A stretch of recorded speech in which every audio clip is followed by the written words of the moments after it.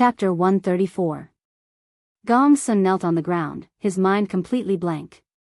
Even though the first star of the 7 luminaries' profound energy was only struck out with 30% of his strength, it was still unbearable for him.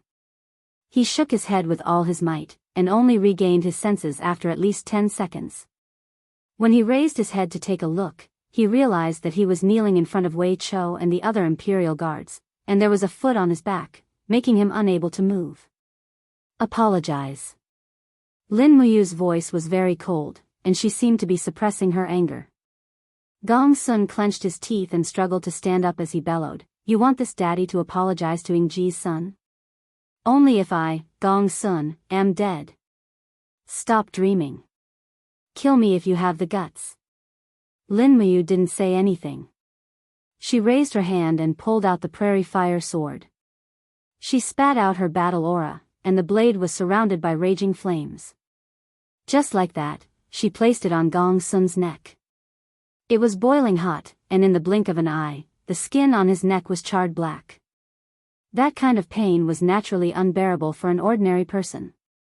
Even though Gong Sun was arrogant, he only had arrogance and no pride.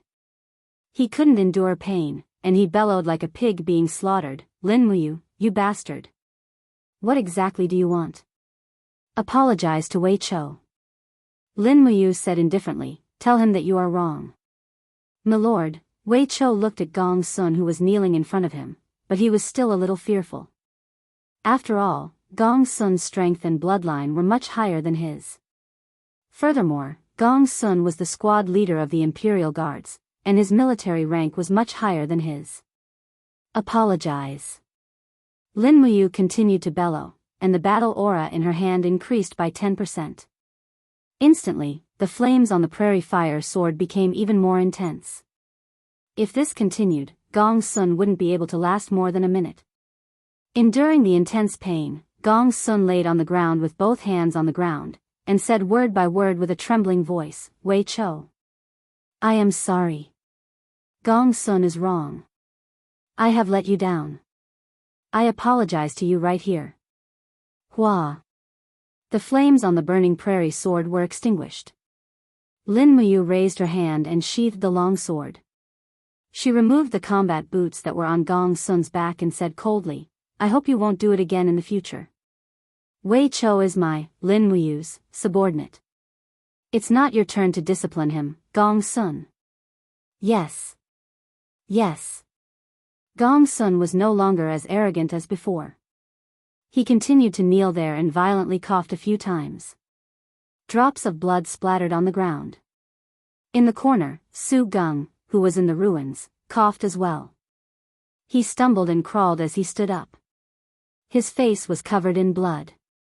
He was caught off guard and took the second element with 50% of its power. It was already considered pretty good that he didn't die. At this moment, the surrounding royal guards had fear written all over their faces. No one expected Lin Muyu to be so strong. He, Gong Sun, and Su Gung were also in the first heaven of the heaven realm, but he was able to subdue Gong Sun and Su Gung in 2 moves. No one knew how strong this kid was. In fact, the reason for such an outcome was very simple. The first reason was that Lin Muyu launched a surprise attack and caught the opponent off guard. The second reason was that the 7 luminaries' mystic energy was too vigorous and overbearing. Gong Sun and Su Gung's battle chi might not be inferior to Lin Muyu's, but in terms of martial arts, they were much, much faster. Gong Sun and Su Gung's martial arts moves were at most a spirit-grade martial art, but Lin Muyu's 7 luminaries' mystic energy was rare in the world. Not to mention a profound grade or saint-grade martial art, even if the 7 luminaries' mystic energy was listed as a divine-grade martial art, it would still be a grievance. After all, the 7 luminaries' demon emperor relied on the 7 luminaries to kill hundreds of god realm and holy domain experts. This was something that Lin Muyu had witnessed with her own eyes. The tyrannical nature of the 7 luminaries' mystic energy was something that no one in the world could understand. "Wei Chou, let's go hand in the order," Lin Muyu said with a slight smile. Wei Chou also revealed a smile, wiped the bloodstain at the corner of his mouth, and said, "Yes, my lady." And so, Lin Muyu led the 10 royal guards to the central camp of the Eagle Nest Camp. Actually, the battle outside was not more than 100 meters away from the central camp, but Meng Fong, as the commander, turned a blind eye to it. Lin Muyu was already used to it. In this world, the strong were revered. Meng Fong probably just wanted his subordinates to decide the winner and loser themselves. Even if someone was killed, he could just stand aside and not take any responsibility. Swoosh! She opened the curtain of the central camp. Inside, Commander Meng Fong was holding a wine jar and drinking. There were also 2 other royal guards of the same rank as Lin Muyu. Are you done teaching him a lesson? Meng Fong smiled slightly. It seems that Gong Sun is not Lady Lin Muyu's match after all. Those who can escape from the Tower of Babel unscathed are not ordinary people after all. Lin Muyu walked forward expressionlessly, took out her bag of spirit stones, shook it, and took out all the spirit stones, saying, "Commander, these are our gains from this trip. A 5,700-year-old bloodthirsty tiger fire spirit stone, a 4,200-year-old flaming ironback bear spirit stone, a 5,200-year-old stone spot wolf spirit stone, a 6,200-year-old golden scale beast light spirit stone, and a 4,800-year-old golden scale beast spirit stone. Please store them all in the warehouse." Meng Fong looked at the glowing spirit stones on the table, and his eyes couldn't help but brighten. He laughed heartily, saying, "General Lin, I really want to ask, how did you get so many spirit stones that are more than 5,000 years old? Logically speaking, even if you are an expert at the first level of the heavenly realm, but killing a 6,200-year-old golden scale beast shouldn't be that easy, right?" Lin Muyu pointed at his arm, saying, "In order to kill this golden scale beast, my arm was broken, and Wei Chou and the others were also injured. The obtaining of these spirit stones isn't as easy as Commander thinks, so that's how it is." Meng Fong looked at him approvingly, saying, "The Eagle Nest Camp has such a strong general like Lady Lin Muyu. It is our Eagle Nest Camp's blessing. I will say something from the bottom of my heart, if you hadn't come, we definitely wouldn't have been able to complete the mission before the winter sacrifice ceremony. Even if we send out all the Eagle Guards, it wouldn't have been of any use." Lin Muyu smiled faintly, and cupped his hands, saying, "Since I joined the Eagle Nest Camp, then I am a member of the Eagle Nest Camp. The Eagle Nest Camp's honor and disgrace are already one with me, so I naturally won't neglect you." Meng Fong nodded with a smile, "You've worked hard. Please sit, and have a cup of warm wine." "Thank you, Lord." Lin Muyu brushed his battle robe, and sat down at a table at the side. An Imperial Guard immediately poured wine for him, while Wei Chou and a few other Imperial Guards stood behind him. In the distance, a 10-man squad leader of the Imperial Guards, who was sitting opposite, pulled out a leg of a roasted rabbit in a copper cauldron, and chewed it without restraint, letting the oil and water drip onto his beard. As he chewed on the rabbit meat, he said with a smile, "I heard that Lady Lin Muyu and the commander of the Imperial Guards, Feng Jixing, and the commander of the Imperial Guards, Lord Qin Lei, are very close, and even more favored by Her Highness Yin and Princess Shi. It is said that after you were exiled to the Tower of Babel, Her Highness Yin and Princess Shi pleaded for you in every possible way. With such an identity and status, why did Lady Lin Muyu take the initiative to apply to the Eagle Nest Camp?" He wiped his oily mouth, and said with a smile, "If you applied to become a dragon guard, it wouldn't be too much of a problem. Could it be that serving Her Highness Lin Muyu, the #1 beauty of the imperial capital, and the heir of the family, Her Highness Qin Yin, is not as good as staying with us uncouth Eagle Guards?" Lin Muyu frowned, and did not know how to answer. After thinking for a long time, she said, "Perhaps it is because I feel that my days in the Eagle Nest Camp will be more relaxing?" Meng Fong laughed, "Lady Lin Muyu is right. Our Eagle Nest Camp is the army that is the furthest away from Zhe Tian Palace among the Imperial Guards. As the saying goes, the sky is high, and the Emperor is far away, so there is no need for us to live in fear every day. Although patrolling and gathering information are quite dangerous, it is definitely Xiaoyao's freedom." Lin Muyu nodded, "Commander is right." Just as the bearded general was about to continue speaking, Meng Fong interrupted him, saying, "Lord Xiahou Sang, Lin Muyu has just returned from patrolling, and she is already injured." Don't ask those nonsensical questions. If you really want to ask, you can ask them later. Xiaohou was startled, and then cupped his fists, saying, "Yes, Commander." Not long after, following Meng Fang's orders, Gong Sun and Su Geng also entered the tent. Gong Sun's neck was wrapped in thick bandages, and one of Su Geng's arms was drooping. It seemed that the violent impact had injured his arm. When he saw Gong Sun and Su Geng's appearance, Xiaohou laughed loudly, and said mockingly, "Oh, how did the two generals of the Divine Marquis residence end up in such a sorry state? Could it be that they met a divine domain expert like the fire cauldron Chu Chu? Otherwise, who would be able to beat Lord Gong Sun of the Eagle Nest Camp to such a state?" Gong Sun's face flushed red, saying, "Xiaohou, drink your wine, don't talk nonsense." Xiaohou laughed loudly. Lin Muyu glanced at him and thought that this Xiaohou's mouth was indeed too wicked.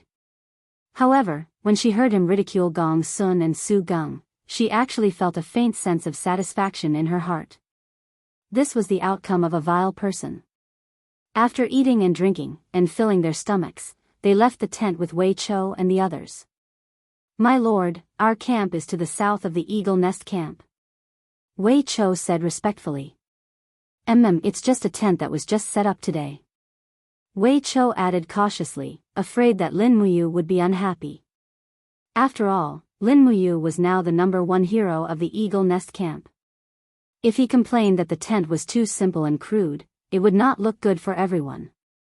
Fortunately, Lin Muyu did not care about this, and said with a smile, "It's okay, it's fine as long as it can block the wind and rain."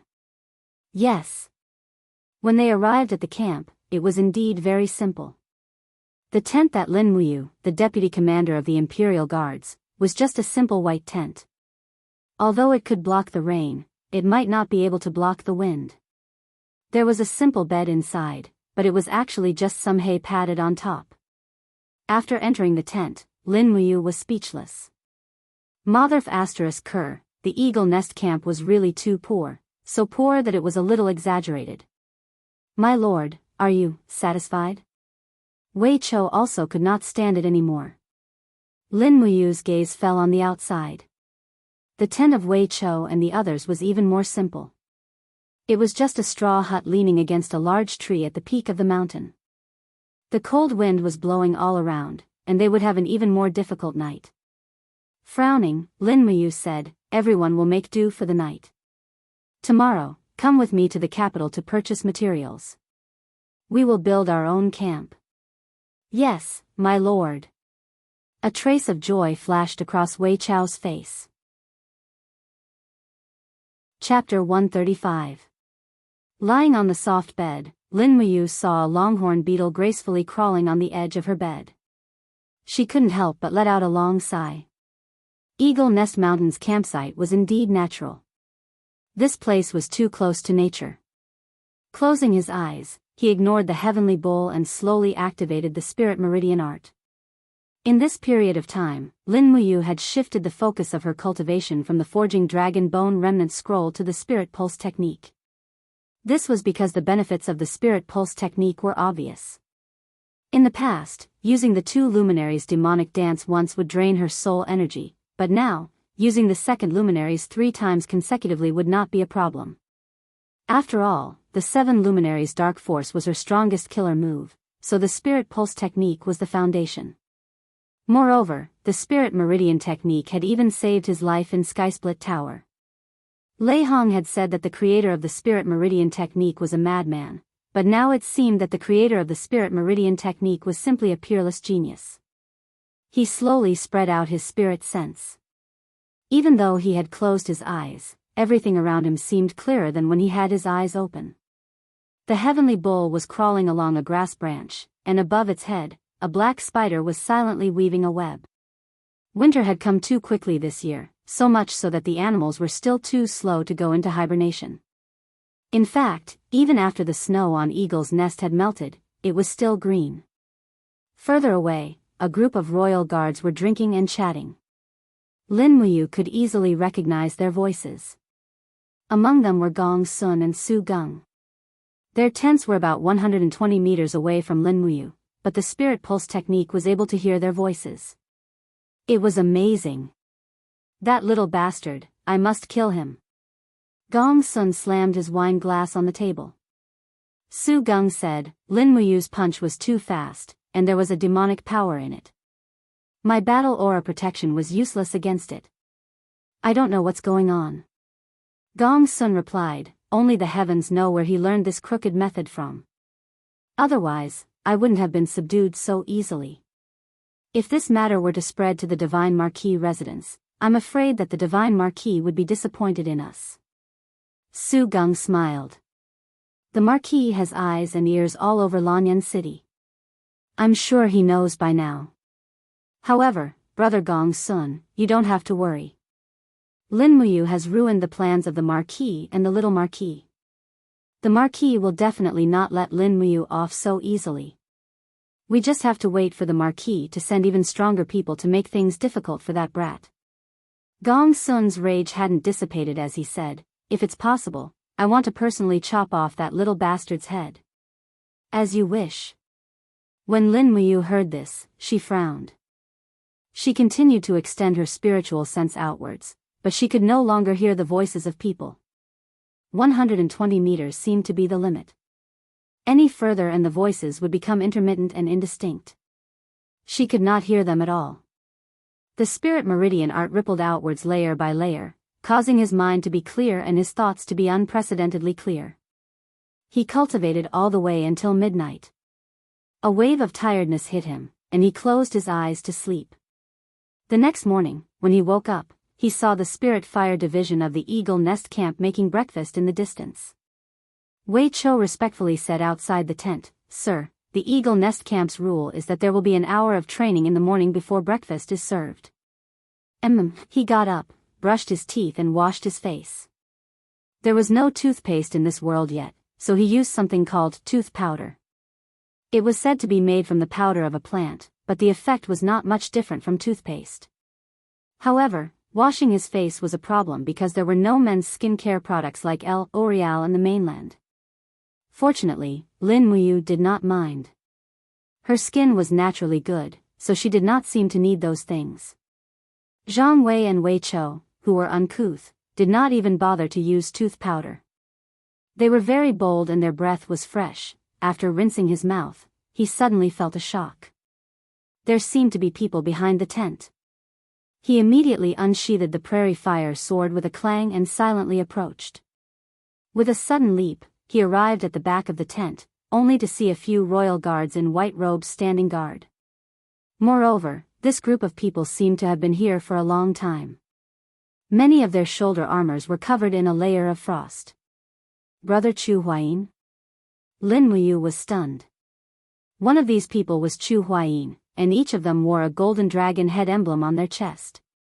That was the symbol of the dragon guards. Chu Huayin was also stunned.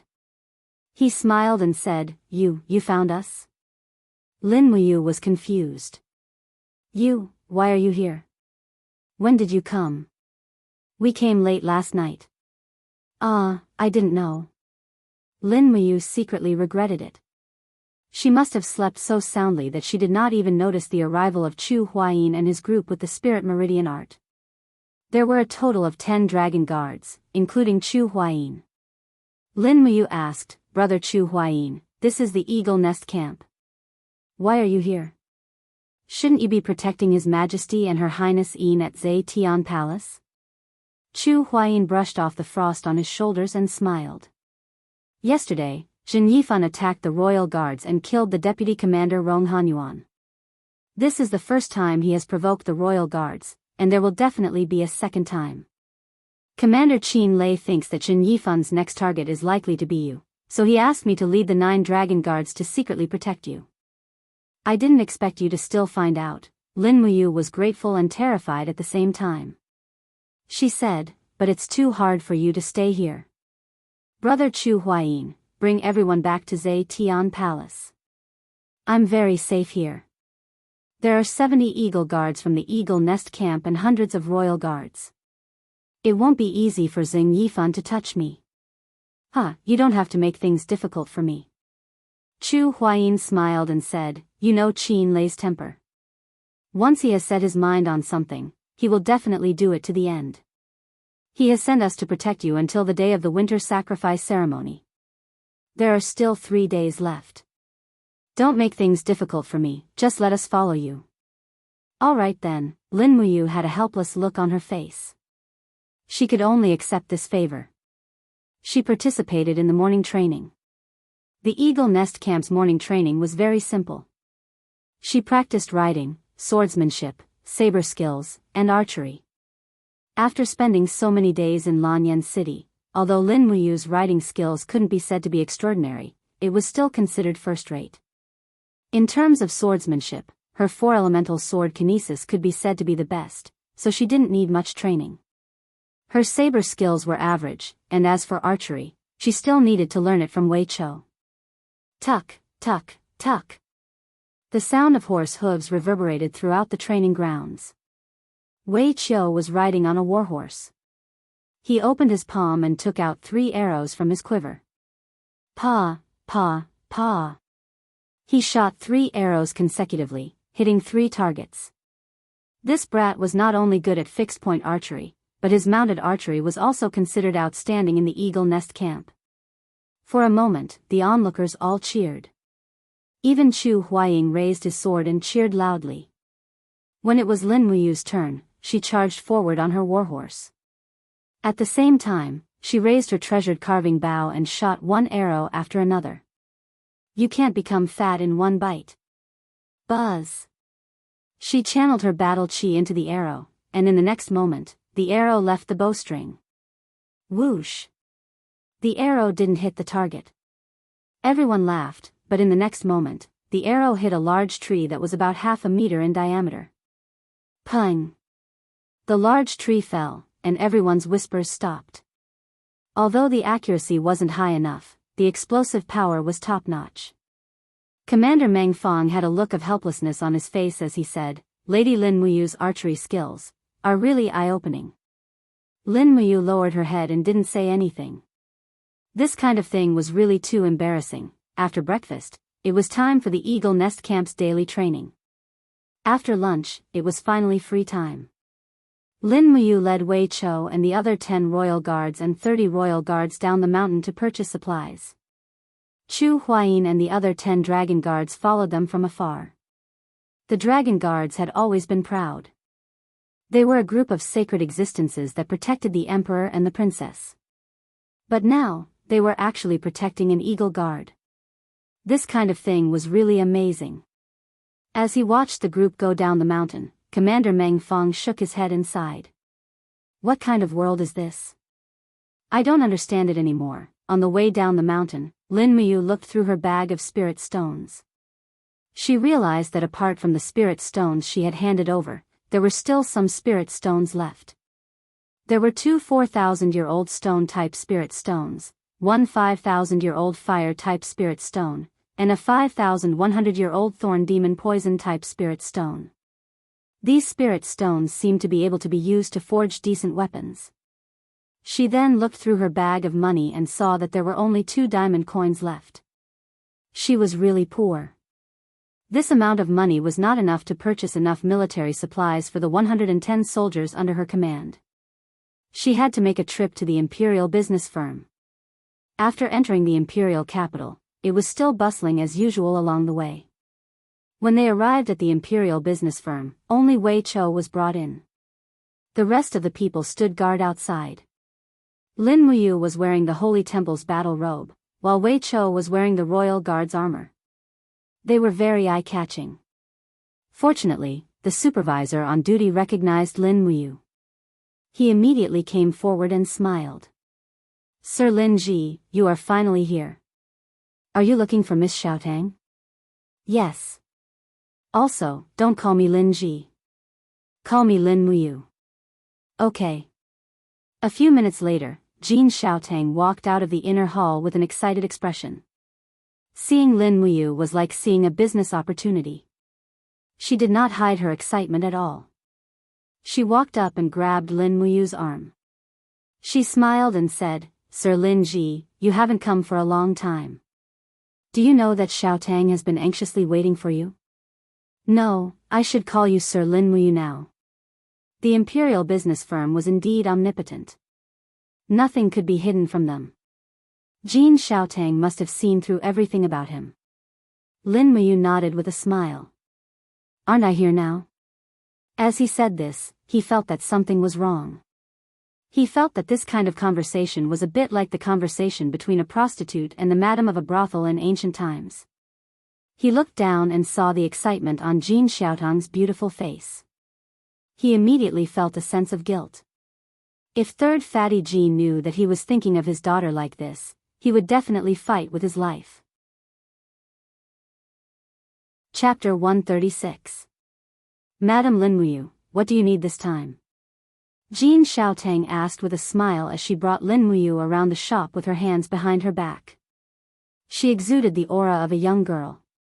Perhaps many people thought that Jin Xiaotang was a young girl, but no one would doubt her intelligence and ability. It was precisely because of Lin Muyu's refining skills that Jin Xiaotang treated him with such importance and politeness. Otherwise, who do you think you are? Lin Muyu thought for a moment and said, I'm afraid I'll have to put it on credit again this time because I only have 2,000 Jin dollars on me. Sure.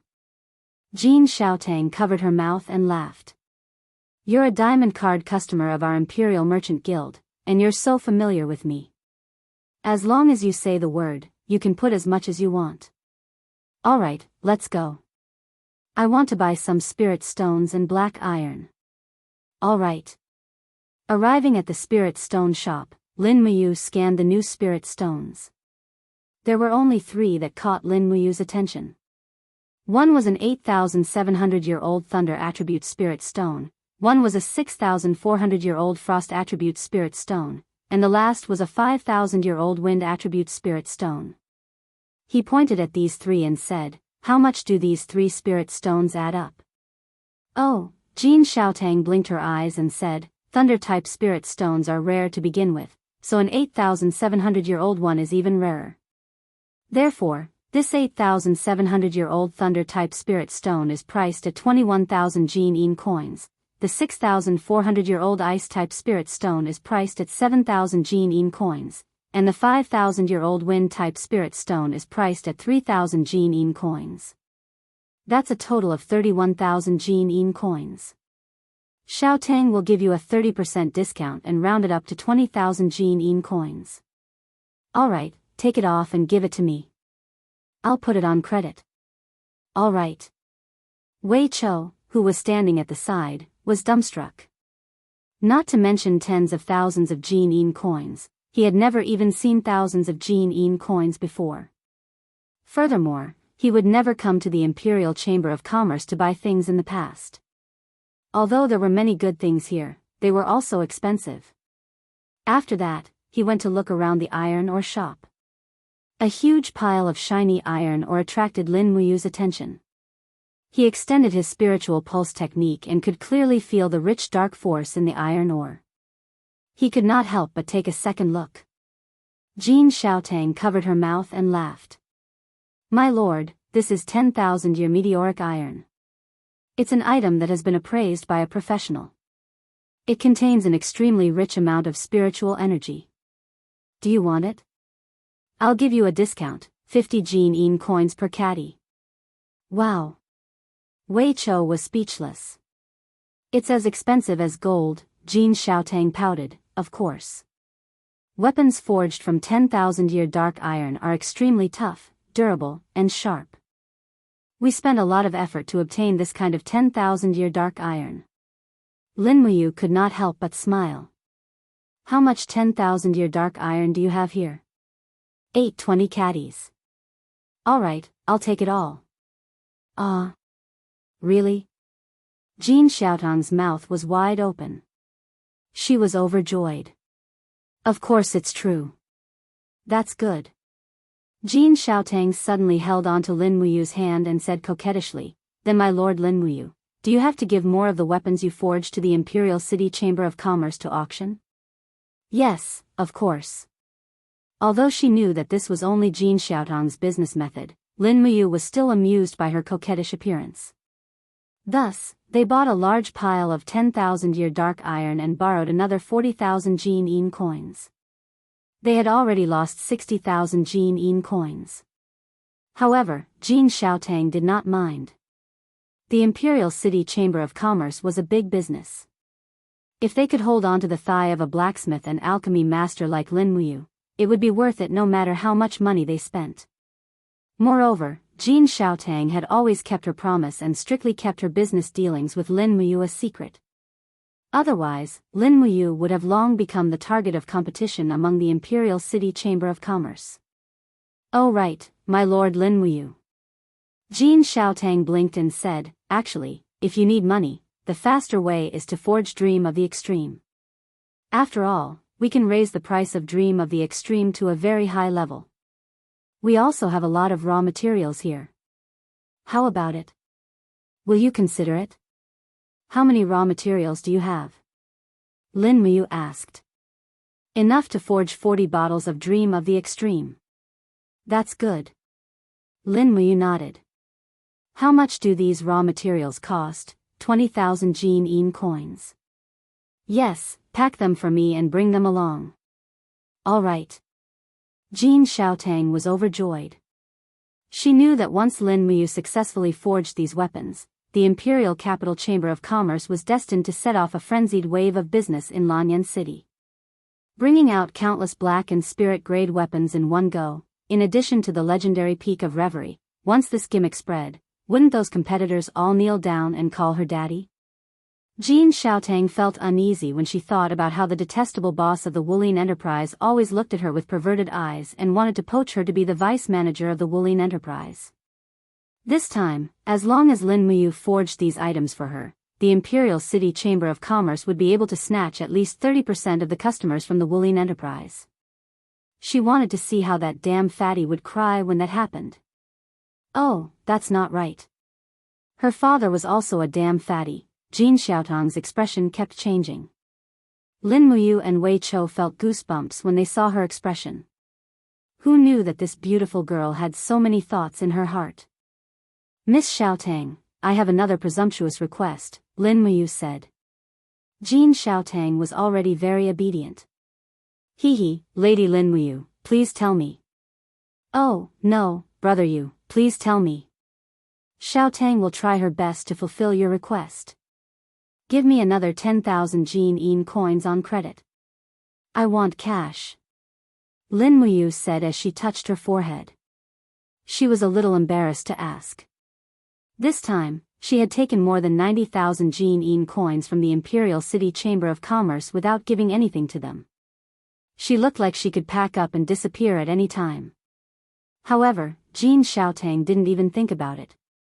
She smiled and said to the manager behind her, "Give 10 diamond coins to my brother Yu." Her shout had unknowingly shortened the distance between her and Lin Muyu. Although Lin Muyu knew that she would definitely be taken advantage of, it didn't matter. He liked doing business with this kind of person. When they left the Imperial City Chamber of Commerce with 10,000 Jin coins and a large amount of resources, Wei Chou's entire worldview was turned upside down. He said, "Lady, who are you? Why is Miss Jin Xiaotang of the Imperial City Chamber of Commerce so polite to you?" "You don't have to ask." Lin Muyu sighed and said, "I'm risking my life to earn money so that everyone in the Eagle Nest camp can have a better life. Look at our camp, it's no different from a pigsty." Wei Chou couldn't help but laugh out loud. "Then I thank you on behalf of my brothers." She gave all of the 10,000 Jin coins to Wei Chou and asked him to lead a group of Eagle Guards and Royal Guards to purchase daily necessities. She also contacted the Imperial City Stoneworks Department and spent a lot of money to buy a lot of stone and wood. She also hired a team of 50 people to go up to the Eagle Nest Mountain and began to build her new camp with great fanfare. The other Eagle Guards were so jealous that they wanted to die. Many royal guards had lived and slept in the wilderness on the Eagle Nest Mountain, but they had never received such treatment. Chu Huayin looked at the construction scene in the distance and said, "You're so ostentatious. Aren't you afraid that Xing Yifan will use this opportunity to pick a fight? Did you forget how Lord Rong Hanyuan was executed? Xing Yifan found a loophole." I'm very worried that Xing Yifan will pick a fight with you and ask you where you got the money from. Lin Muyu took out a list from her pocket and said, "This is Miss Jean Xiaotong's list from the Imperial City's Chamber of Commerce." "Don't worry, brother, I've thought about this thoroughly." "Okay, that's good." Chu Huayin smiled and said, "It wasn't easy for you and Yao to come to Lanyan City. It wasn't easy for me to get to where I am today. We must be careful. I'm Yao's relative, and so are you. We can't let anything happen to our family. Do you understand, you?" Lin Muyu's heart warmed. "Okay, I understand. Brother, don't worry, I'll be very careful." "Okay, that's good." "Oh right, is there a hidden place here? I want to find a place to refine medicine. The Eagle Nest camp is so run down, there's no place for me." Chu Huayin muttered, "There's a cave at the back of the Eagle Nest mountain. A 1,200-year-old black bear used to live there, but when the Eagle Nest camp was opened, Commander Feng Jixing and his men killed the bear and cooked it into a bear paw hot pot. That's why the cave has always been empty. If you don't mind, you can refine medicine in the cave. I'll bring my brothers to protect you." "Okay." Lin Muyu nodded happily and smiled, "Thank you, brother. Don't mention it." Chu Huayin patted his shoulder and smiled, "We're family." "Okay." At this moment, a cavalryman suddenly rushed up the mountain. After dismounting, he cupped his fists towards Chu Huayin and said, "Lord Chu, a lady called Xianxia from the capital asked me to send you a message. She said to meet you on the 3rd floor of the Peace Restaurant tonight." Chu Huayin was stunned. He shook his head and said, "Please help me send a message back to her. Chu Huayin is on a mission and doesn't have time for the whole day. Let's postpone the appointment. Chu Huayin has let her down." Lin Muyu was stunned. She seemed to have guessed something and said, "Brother Chu, it's okay. You can go first. I can do it alone." Chu Huayin shook his head and said in a firm tone, "No, I have to protect you the whole day. This is Commander Qin Lei's order. Furthermore, I don't want to lose any more family members. You don't have to say anything else. Let's go to the cave at the back of the mountain." Okay then." Lin Muyu didn't go against his wishes. She ordered a group of imperial guards to bring the iron ore and medicinal herbs to the back of the mountain. She followed behind Chu Huayin and looked at his handsome back. She felt a sense of family. Chu Huayin was like a big brother, protecting her and Chu Yao from harm. Even though he wasn't strong enough to fight against strong enemies, he wouldn't back down. Chapter 137.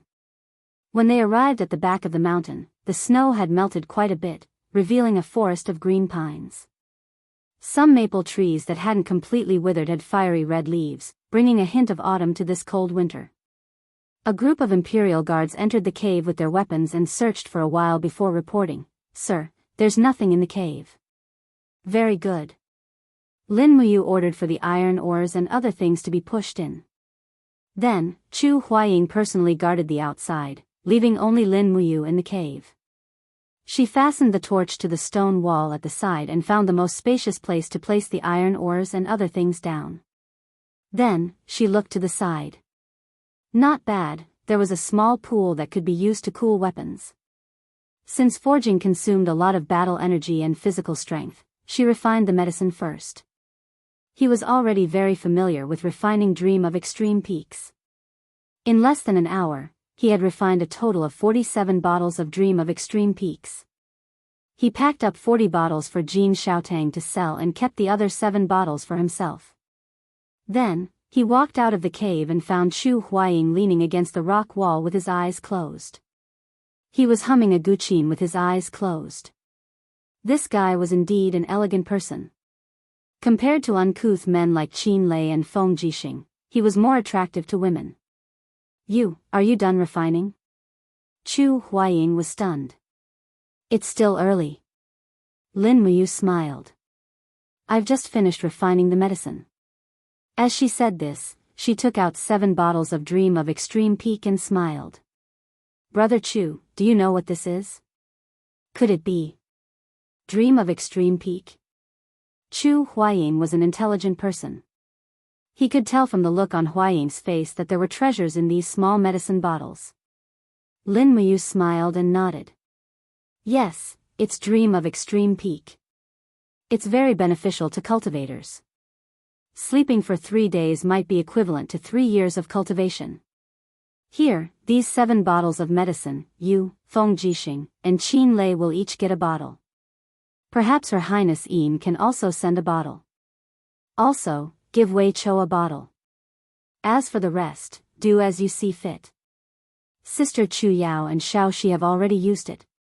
This kind of medicine is only effective for the first time in a lifetime. If you drink it again, it will be useless. Use it with caution. Really?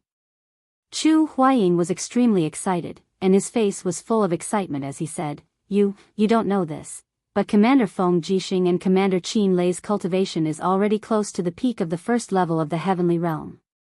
Perhaps these 2 bottles of dream return to extreme peak can help them break through to the second level of the heavenly realm.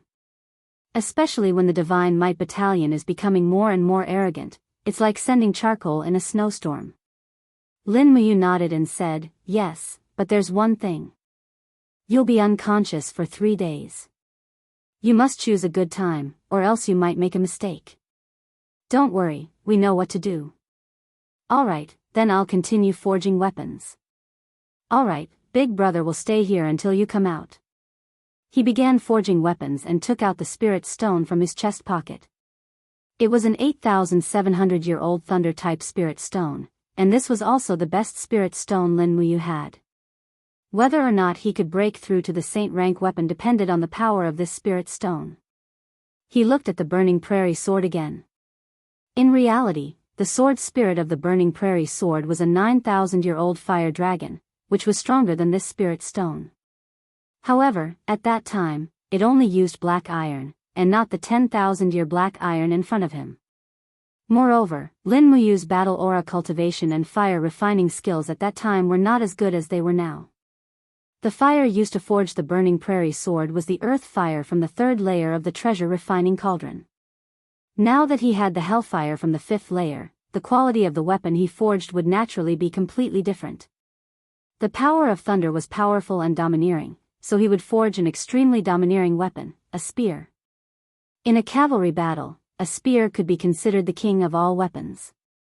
If it was good enough, it would not be a problem to sell it for a sky-high price. Taking out more than 100 gene of 10,000-year black iron, she placed it on the ground and summoned the treasure refining cauldron. Immediately, the 10,000-year black iron began to float. Lin Muyu slowly spat out her battle aura, and the flames inside the cauldron suddenly rose. The scarlet hellfire began to burn the 10,000-year black iron. Moreover, Lin Muyu could also feel the vigorous spirit energy inside the 10,000-year black iron, as if many of the spirit energy elements were jumping in joy, waiting to be reborn. After almost an hour, the large piece of 10,000-year black iron was refined. Sparks flew everywhere as the impurities inside the black iron were continuously refined. This process took about 10 minutes. The entire piece of 10,000-year black iron had already become a fiery red ribbon flowing in the treasure refining cauldron, waiting to be condensed into a weapon at any time. Grabbing the 8,700-year-old thunder-type spirit stone, he placed it into the treasure refining cauldron. The outer layer quickly melted, and the hellfire burned fiercely. Not long after, the spirit stone had already cracked. Roar! It was actually a dragon-like creature, and its entire body was enshrouded in lightning. Lulu warned, Big Brother, it's a thunder-horned beast. Be careful, its power of thunder is very strong. As expected, the thunder-horned beast pounced over with its claws and fangs bared. It opened its huge mouth, and streaks of purple lightning gathered. It looked like it was about to spit out a killing blow at Lin Muyu. However, this treasure refining cauldron was originally Lin Muyu's territory, so the thunder-horned beast naturally could not be arrogant. Leaping forward, Lin Muyu did not wait for the thunder-horned beast to attack and punched it. 3 luminaries all-life calamity.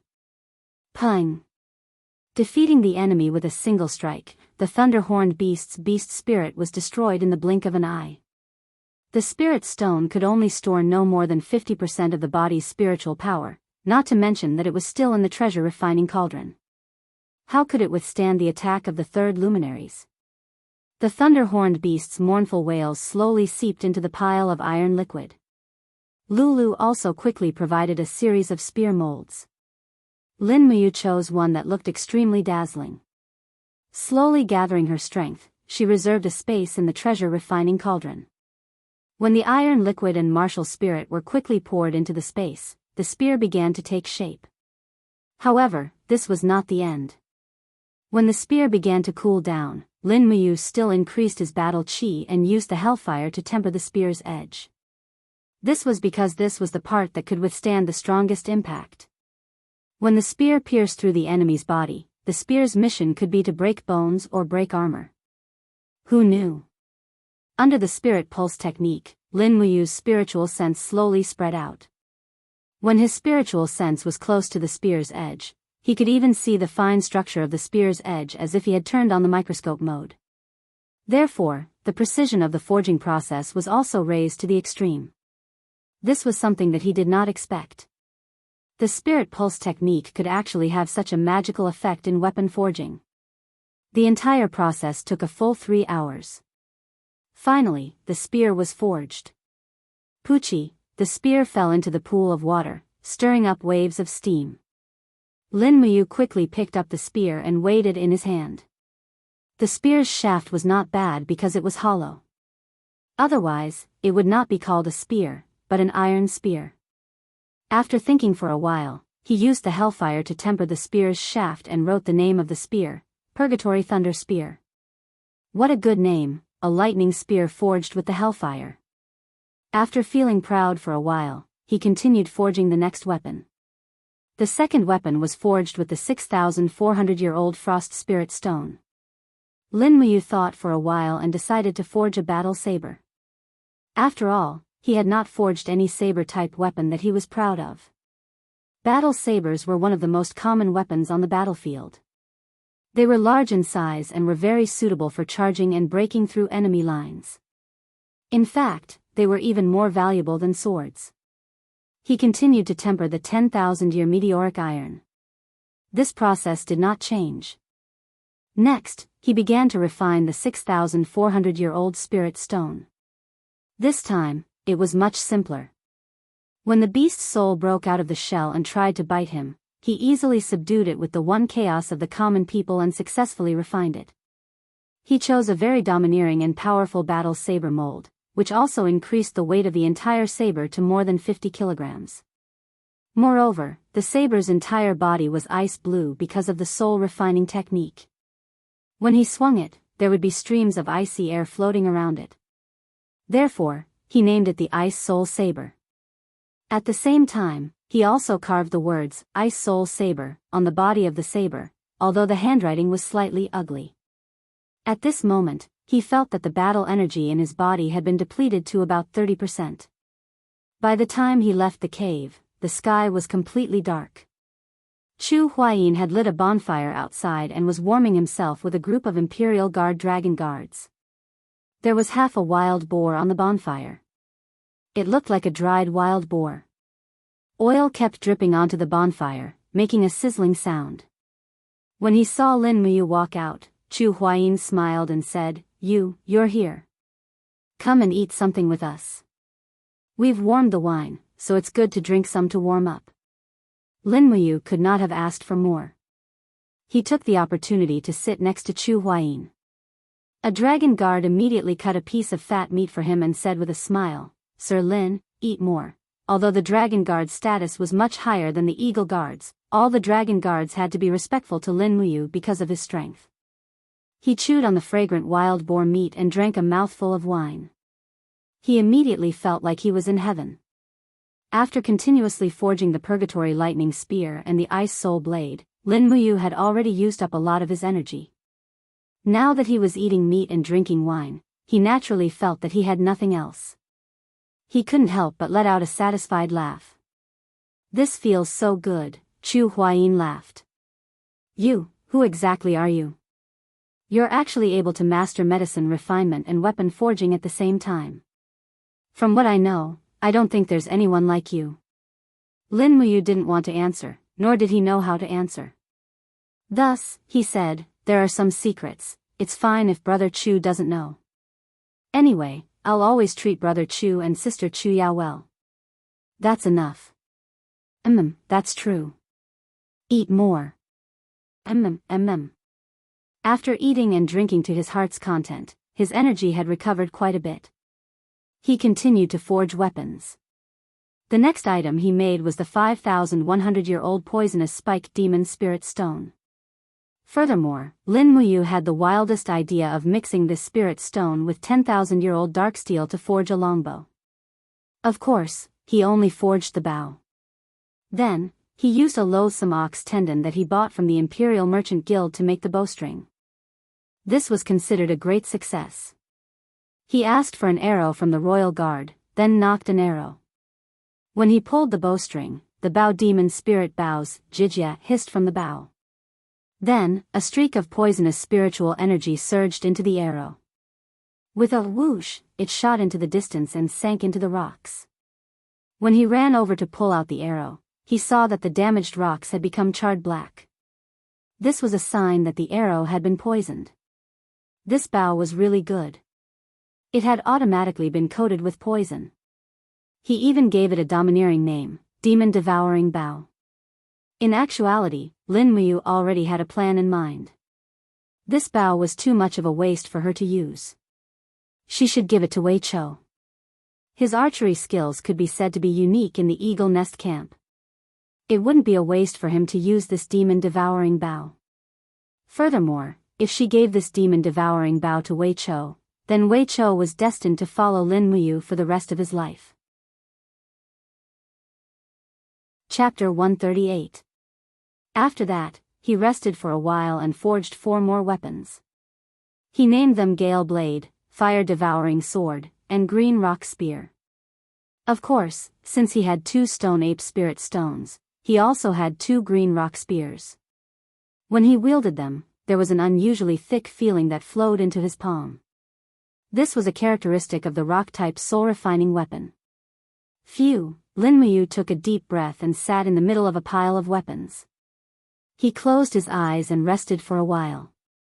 About 2 hours later, he woke up. The depleted Do Qi in his body had recovered by about half. Another thing that surprised him was that the strength of his soul seemed to have increased a lot. His spiritual sense had become much more sensitive. He picked up the 7 weapons on the ground and left the cave.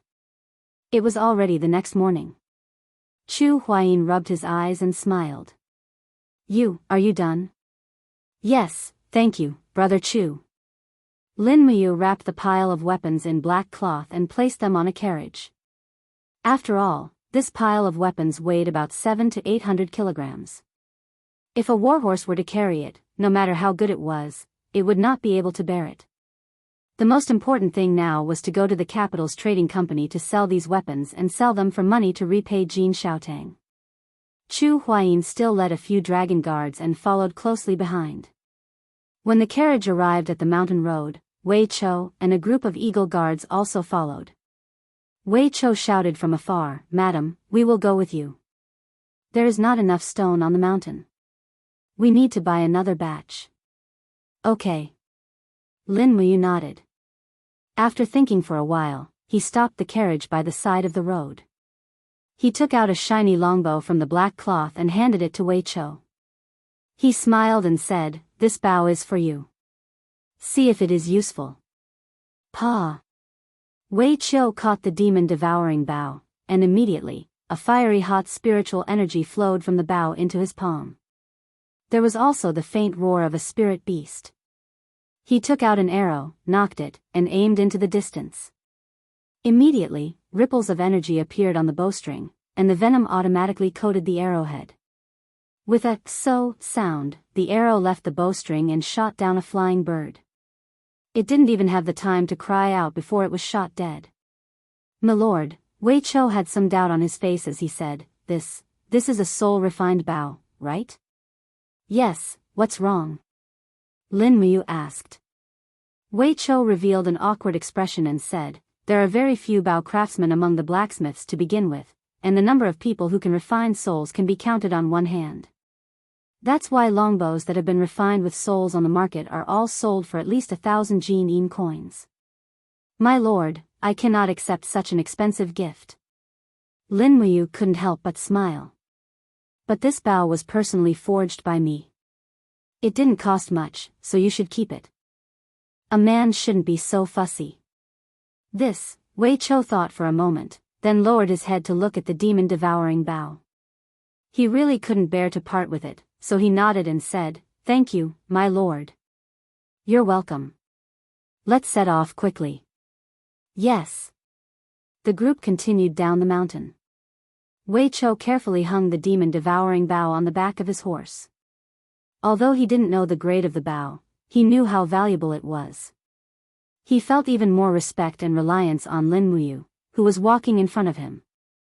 Perhaps a superior like this was truly worth risking one's life for. Not long after, they arrived at the Imperial Merchant Guild. As before, Lin Muyu and Wei Chou carried weapons and potions into the inner hall. Jin Xiaotang was already waiting respectfully with a few stewards from the Imperial Merchant Guild. When she saw Lin Muyu's horse pulling the carriage, Jin Xiaotang revealed a cheerful smile and said, "Our esteemed guest has arrived. It seems that our goods have been settled. Are you done?" Jin Xiaotang came forward and said with a smile, "Big brother, your forging speed is truly godly. I heard that those master blacksmiths have to repeatedly quench and refine their weapons. They won't be able to forge a decent weapon without at least half a month, but you're actually so different from the rest." Lin Muyu rubbed her nose and smiled, "I just have a few tricks up my sleeve."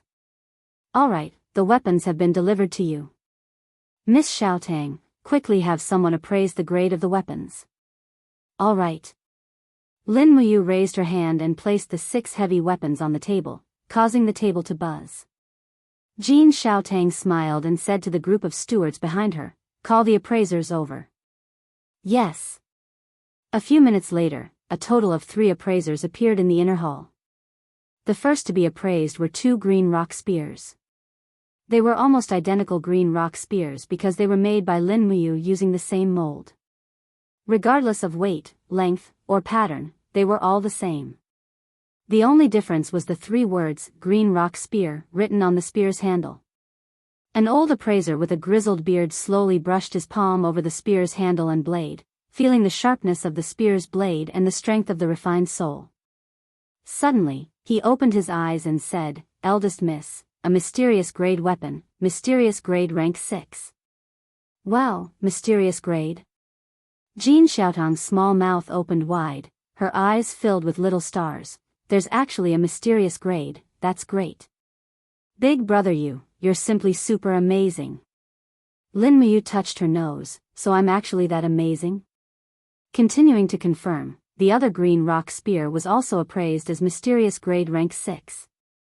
The Zephyr blade and fire-devouring sword were both appraised as mysterious grade rank 7.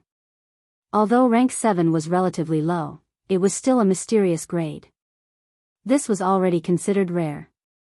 Although there were many mysterious grade weapons in Yanlan City, most of them were controlled by the nobles, and some of them were in the hands of the generals. The Imperial Merchant Guild was the economic and trade center of the entire Imperial Merchant Guild, but they only had 2 mysterious grade weapons. Following that, the old appraiser's palm lightly touched the ice soul blade. Immediately, there was a faint roar of an ice spirit beast. At the same time, the icy air condensed into snowflakes that lingered around the old appraiser's palm. He immediately shivered and said, This blade is mysterious grade rank 5, rank 5? Jin Xiaotang jumped up in excitement and clapped with a smile. The Imperial Merchant Guild finally has a weapon above mysterious grade rank 5. This is great. The corner of Lin Muyu's mouth curled up, and she said with a smile, "Don't be too excited yet. Look at that purgatory lightning spear. That's my proudest work this time. I believe it won't disappoint Miss Xiaotang." "Oh." Jin Xiaotang opened her small mouth and stepped forward to grab the purgatory lightning spear. She placed it in front of the 3 old appraisers. Almost at the same time, the appraisers lightly pressed their palms on the purgatory lightning spear's handle. Instantly, countless shocked expressions appeared on their faces. At the same time, streaks of lightning slid along the spear's handle as if demonstrating their power. In the blink of an eye, the lightning condensed into the image of a fierce lightning tiger on the spear's handle, roaring at the old appraiser. Ah, the old appraiser's palms left the spear's handle, and he took a few steps back. His face was filled with shock, and the image of the fierce lightning tiger on the spear's handle instantly disappeared. The old appraiser wiped the sweat off his face and said, "It's actually a Saint Beast's soul lattice. Heavens, this is a Saint-grade spear." Another appraiser nodded and said, "Based on the strength of the Saint Beast's soul lattice, it should be a Saint-grade 7th level." Ah! Jin Xiaotang stood there dumbfounded, as if she was petrified. She muttered, "How many years has it been since a Saint-grade weapon appeared in Lanyan City's auction house? Big brother, you actually forged a Saint-grade weapon. This is too unbelievable. Big brother, how did you do it?" Lin Muyu knew what she wanted to ask.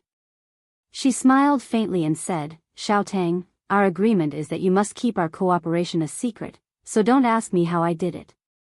Just cooperate with me." Jin Xiaotang was a smart girl. She nodded and said with a smile, "Xiaotang understands. A total of 6 weapons are all here. Also, where are the 40 bottles of Dream of the Extreme Peaks that I promised Xiaotang?" "Oh, here they are." Lin Muyu hurriedly took out the 40 bottles and handed them over. Jin Xiaotang looked at the bottles of Dream of the Extreme Peaks and smiled so widely that she could hardly close her mouth. "Big brother, I love you to death. You're practically the savior of the Imperial Chamber of Commerce." "Is that so?"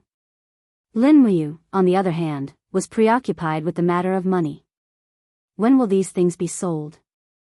I'm in urgent need of money." "Hee hee." Jin Xiaotang giggled. "Don't worry, Xiaotang will promote them this afternoon. They will be sold at the auction house tomorrow afternoon. If Big Brother you is free, why don't you come and take a look?" Sure. But I must keep my identity a secret." "That won't be a problem." "That's good. I'll be going back first." When he came out of the inner hall with Jin Xiaotang's receipt, Lin Muyu suddenly staggered and almost fell to the ground. His strength seemed to have reached its limit. Wei Chou hurriedly supported him and said, "Milord, are you all right?" "I'm fine." Lin Muyu hurriedly used the spirit pulse technique to help himself concentrate. He shook his head and said, "It's probably because I didn't sleep last night. Let's go back to Eagle Nest Camp. I need a good sleep. Don't let anyone disturb me during this time." "Yes. By the way, how's the construction of the barracks going?" "We've already built a few simple houses. Even though they're simple, they're much better than the tents from before. If Milord doesn't mind, you can live in our own barracks." That's fine. Try to arrange accommodation for Big Brother Chu and the rest of the dragon guards. We can't let them stay on Eagle Nest Mountain all day." "Yes, I understand." By the time they returned to Eagle Nest Mountain, it was already afternoon. Lin Muyu hurriedly ate something and went to bed. His living quarters had indeed improved a lot. As the squad leader of the royal guards, he had his own room. The mattress inside was newly bought from the imperial capital. After removing his armor and lying down, he felt indescribably comfortable. The spirit pulse technique also slowly dissipated, allowing him to cultivate on his own. He closed his eyes and fell asleep in the blink of an eye. Chapter 139. When he woke up, it was already the next day. Lin Muyu's spiritual sense slowly awakened, and the spirit pulse technique automatically extended. Suddenly, countless sounds rushed into his ears. The whistling of the cold wind, the swaying of the leaves, the snorting of the warhorses, and the voices of Chu Huaying, Wei Chou, and the other imperial guards. Some were laughing loudly, some were whispering. Nothing could escape the detection of Lin Muyu's spirit pulse technique. For a moment, he felt like his head was about to explode. It was not easy to distinguish and select the parts he wanted from these sounds. Lin Muyu turned over and got up. He retracted his spiritual sense. Eavesdropping on others was really immoral. He was not willing to do it unless he had no other choice. When he walked out of the room, Wei Chou greeted him with a smile. "Sir, you're awake?" "Yes." Lin Muyu nodded. Unknowingly, Wei Chou had almost become his bodyguard. He looked up at the height of the sun. It was almost noon, and he started to feel hungry. "Sir, Miss Jean from the Capital Business Company sent someone to invite you early in the morning. She said that you must rush to the Capital Business Company after noon to participate in the afternoon auction." Wei Chou said, "The person who came to invite you hasn't left yet. She said that she must go with you." "Okay, got it." After washing up, Lin Muyu mounted the horse. He carried the Liao Yuan sword in the sword bag on his back and the pear blossom spear wrapped in black cloth in his hand. He was not sure when he would be attacked, so he had to be fully armed at all times. There were two figures in his mind.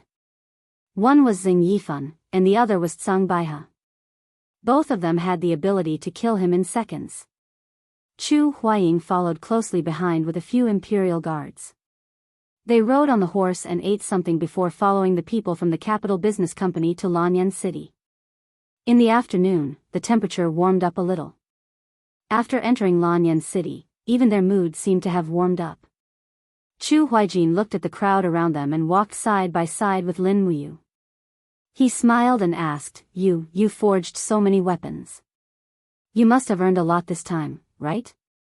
Lin Muyu touched her nose. "It's all right. Money is just a worldly possession. I don't value it that much." "How do you plan on spending this money?" Chu Huayin asked. Lin Muyu didn't know what to do with it. She pondered for a moment and said, "I haven't thought of what to do with it either.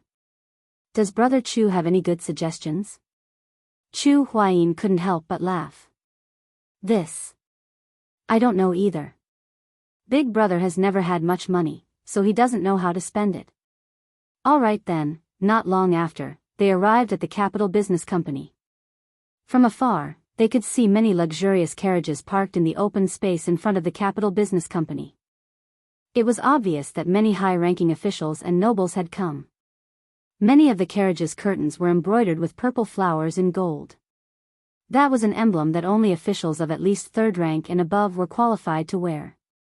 This time, Lin Muyu brought the 10 royal guards into the back hall of the Imperial Chamber of Commerce. Jin Xiaotang personally received them and led them through a few corridors before entering a large room. There were a few mercenaries standing guard at the side. However, when these mercenaries saw Lin Muyu, Chu Huaying, and the others' armor and insignia, they were all surprised. It was obvious that this group of royal guards did not need anyone's protection. They had the strength to look down on the Imperial Chamber of Commerce. There was no doubt about this. Whoosh! Jin Xiaotang opened the 3 curtains at the back of the room. Outside was a square that was already crowded with people. She smiled and said, "Here, this is our Capital Business Company's VIP room. From this room, you can overlook everything in the auction house. Brother you can stay here. Xiaotang will accompany you to watch the entire auction." Thank you, Miss Xiaotang." "You're welcome. We're on the same side, aren't we?" Jin Xiaotang covered her mouth and smiled. The cute expression of a young girl was intoxicating. However, Lin Muyu was from a business family, so she naturally knew that this was a means of communication. She didn't mind and nodded politely with a smile. Chu Huayin and the other dragon guards also approached the window sill and looked down at everything in the auction house. Suddenly, he frowned and said, "Isn't that young Master Ling Feng, the son of the State General Ling Nantian? He actually came to the auction house. This is really strange. I heard that young Master Ling Feng has been cultivating in his mansion for many years and never goes out." Jin Xiaotang giggled. "This is enough to prove the value of this batch of weapons." Chu Huayin nodded. "You is really not simple." Another dragon guard narrowed his eyes and said, "Lord Chu, look, another group of people has arrived." At the entrance of the auction house, a group of armored guardian knights surrounded a person and walked in. The person in the middle was handsome and had an arrogant look in his eyes. It was obvious that he was not from an ordinary family. It's Yuan Lian. Chu Huayin smiled faintly. Yuan Lian? Lin Muyu was stunned. Who is he? He's the son of the third-rank state general Yuan Xie. I heard that he just entered the heaven realm not long ago. That's indeed not simple. The corner of Lin Muyu's mouth curled up. He did not care how strong these people were. He only cared about how much these people liked the weapons he had forged.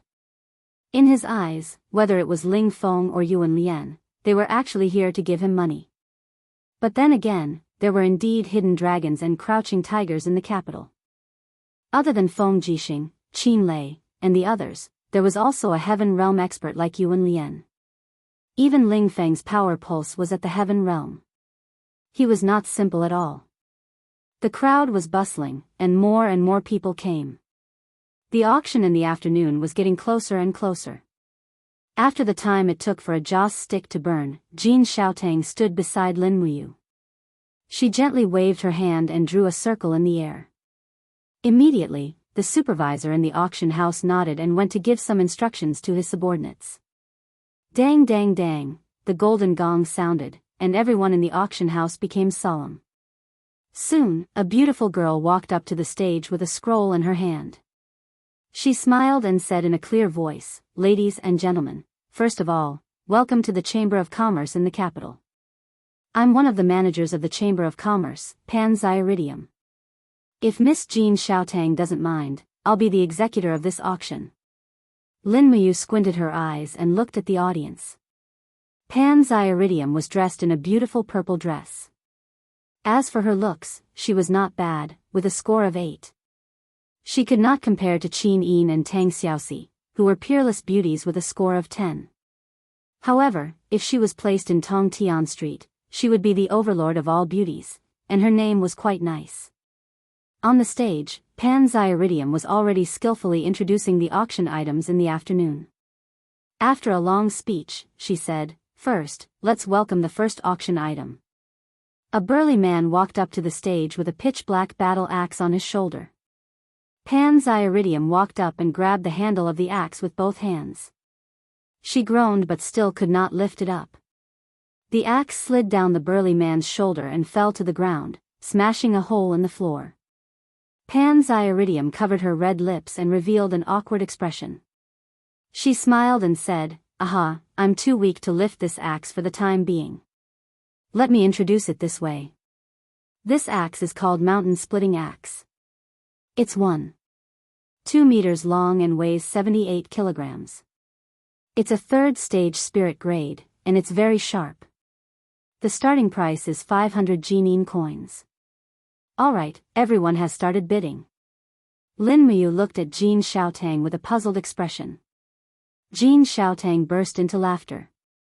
Jin Xiaotang giggled and said, "Brother Ayu, this auction will last for at least 2 hours.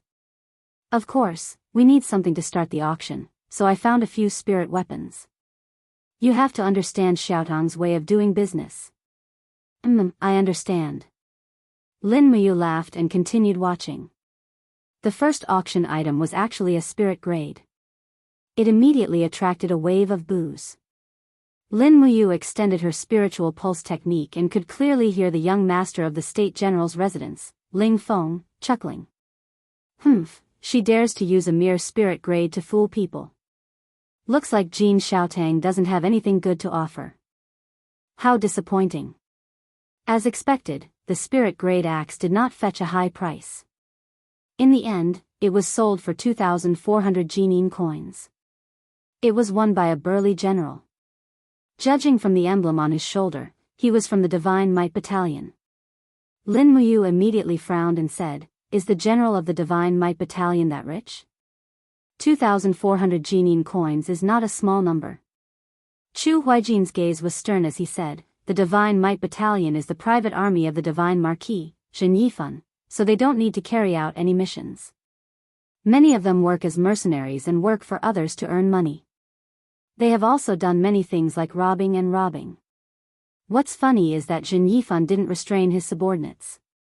Instead, He killed the deputy commander of the Imperial Army, General Song Hanyuan, for the crime of farming. How infuriating. Humph. Lin Muyu snorted coldly. A cold glint appeared in her eyes. Even now, she could still hear Qin Lei's unwilling roar. The dignified son of a prince, the commander of the Imperial Army, and one of the 6 great white-robed Imperial Guards had to endure such humiliation. Who would have thought that? Very quickly, a total of 9 spirit-grade weapons were auctioned off. The most expensive was the first-rank spirit-grade sword, the Green Rock Spear. There were 2 of them in total, and both belonged to Lin Muyu. The final price was 8,700 Jinin coins. This also made Lin Muyu relax. If these spirit-grade weapons could be sold for such a high price, then her mysterious and saint-grade weapons would definitely not be too bad. She definitely wouldn't have any problems earning back her capital. At this moment, a general dressed in the Imperial Army's uniform, who had the rank of a chiliarch, shouted loudly, "Hey, Pan Zian, I'm here for the mysterious grade weapons that you're talking about. You're trying to fool us with these spirit-grade weapons. That's enough, hurry up and take out your shop's treasures. Don't force me to go up on stage and strip off your purple clothes to see just how big you are." Pan Zian's face was completely calm. She stood on stage and gave the general a ladylike bow. She said, "This general can't wait any longer. There's no need to rush. Next up will be the auction of the mysterious grade weapons. First, let's welcome the first mysterious grade weapon, the Zephyr Blade. 7th rank mysterious grade. Net weight of 82 kilograms. Exceptionally sharp, able to cut a hair by blowing on it." A burly man from the Chamber of Commerce carried the Zephyr Blade and walked up the stage. Sure enough, the blade was piercingly cold. On the blade, there were even streaks of fiery light appearing from time to time. That was the special form that only refined soul weapons possessed. Chapter 140. Wind Zephyr Blade, Mysterious Grade Rank 7, Starting Price, 4,000 Jin dollars. Pan Zyiridium announced loudly. As soon as he finished speaking, someone below the stage shouted, 7,000 Jin coins. Pan Zyiridium's eyes scanned the crowd and she smiled. The son of the Minister of Justice has bid 7,000 Jin dollars. Is there a higher bid? 8,000 Jin dollars. All right. General Liu of the Fire Sparrow Division has bid 8,000 Jin dollars. Anyone else? 10,000 Jin dollars. This is. Oh, please forgive me, young Duke Shenfang of the Divine Marquis Constabulary has bid 10,000 Jin dollars. Is there a higher bid? Even the young master of the Divine Marquis Constabulary was here. Who in Lanyan City did not know the son of the Empire's god of war, Jinfang? Moreover, Jinfang was wearing a Divine Temple battle robe that was almost identical to Lin Muyu's and had a deacon badge. It was too eye-catching. Looks like the Divine Marquis Constabulary is also paying attention to this auction. Jean Xiaotang covered her mouth and laughed. Lin Muyu glanced at her but did not blame her. After all, she was a businesswoman and was more concerned about profits than who she was doing business with. She did not care about the feud between Lin Muyu and the Divine Marquis Constabulary because it had nothing to do with her. After Jinfang bid 10,000 Jin dollars, there was no response for a long time. Pan Zyiridium was about to close the bid when another voice rang out, 12,000 Jin dollars. The bidder was Ling Feng. Pan Zyiridium could not help but smile.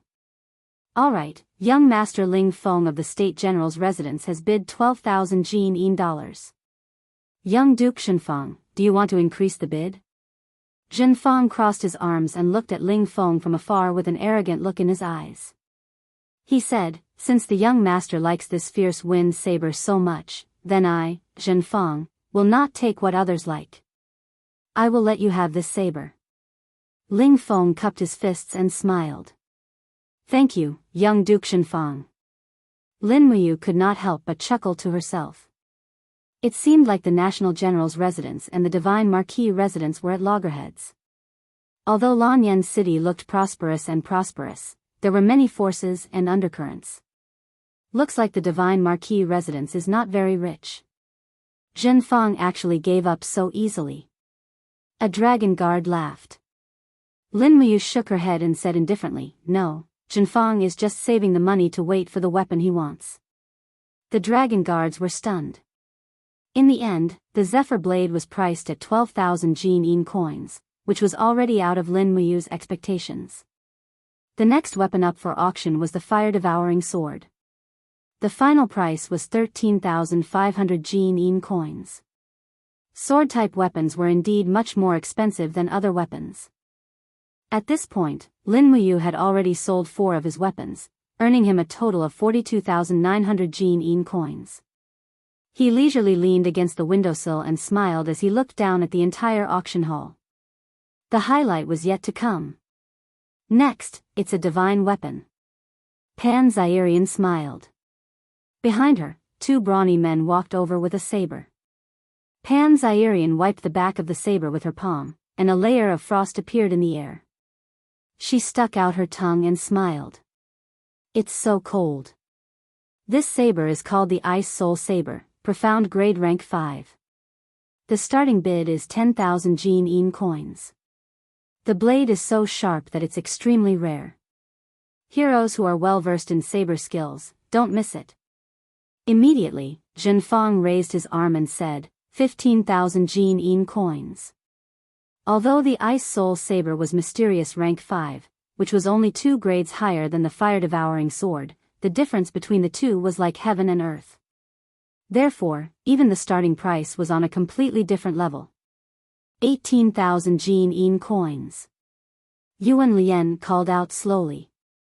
Then, Ling Feng raised his arm and said in a low voice, 22,000 Jin coins, 25,000 Jin coins. Instantly, the scene went completely out of control. There was an uproar in the hall. No one expected the Ice Soul Saber to be so popular, and the descendants of the aristocratic families were determined to get it. Zhenfang clenched his teeth and raised his arm again, 30,000 Jin coins. Everyone was silent.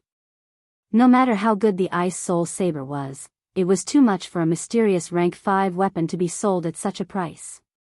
Yuan Lian's gaze was cold and he did not speak anymore. This price had exceeded his psychological barrier. After all, the National Protector General's residence did not have as much income as the Divine Marquis residence.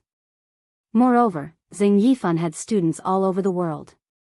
Every year, the generals who came to the imperial capital from all the provinces of the empire to present gifts to him could break the threshold. The wealth of the Divine Marquis residence was well known. Even Ling Feng of the National Protector General's residence cupped his fists and smiled. Since the young duke is determined to get it, then, this Ice Soul Saber shall be yours. Zhenfang nodded and did not reply. He ordered his servant to carry a bag of diamond coins to the backstage for the transaction. Unknowingly, the auction had been going on for more than an hour. At this time, the finale had finally arrived. 2 burly men from the Chamber of Commerce carried a spear wrapped in a black cloth onto the stage. Pan Zian walked forward and slowly held the spear's shaft. Vital energy flowed between her fingers. Suddenly, she shouted and her vital energy shattered the cloth, revealing the true appearance of the Purgatory Lightning Spear. Roar! Bolts of lightning slid along the spear's shaft, crackling as if demonstrating. In the blink of an eye, they condensed into the image of a ferocious lightning tiger on the spear's shaft. It roared angrily at the crowd below the stage, displaying the demeanor of a king. Heavenly! Saint Beast Soul? Zhenfang was stunned. Ling Feng's mouth was also agape. Oh my god. The Imperial City Chamber of Commerce really got their hands on a saint-grade weapon. This, the trading house of Lanyan City is going to change. Pan Zian's smile widened as he caressed the spear's shaft. The soul of the Purgatory Lightning Spear is a lightning spirit beast from the 8700s. It's a 7th level saint grade and can already condense a saint beast soul. This is the most powerful weapon our auction house has ever auctioned, so I don't need to elaborate on its value and significance. The starting bid is 30,000 Jin coins. If you like the spear technique, don't miss it. 50,000 Jin coins. Before Pan Zian's voice could fade, Zhenfang had already raised his arm. It seemed like he was really determined to get this purgatory lightning spear, 70,000 Jin coins. Ling Feng of the State Guarding General's residence smiled lazily and raised the bid by 20,000 Jin coins. It was as if 20,000 Jin coins were just a number to him and meant nothing.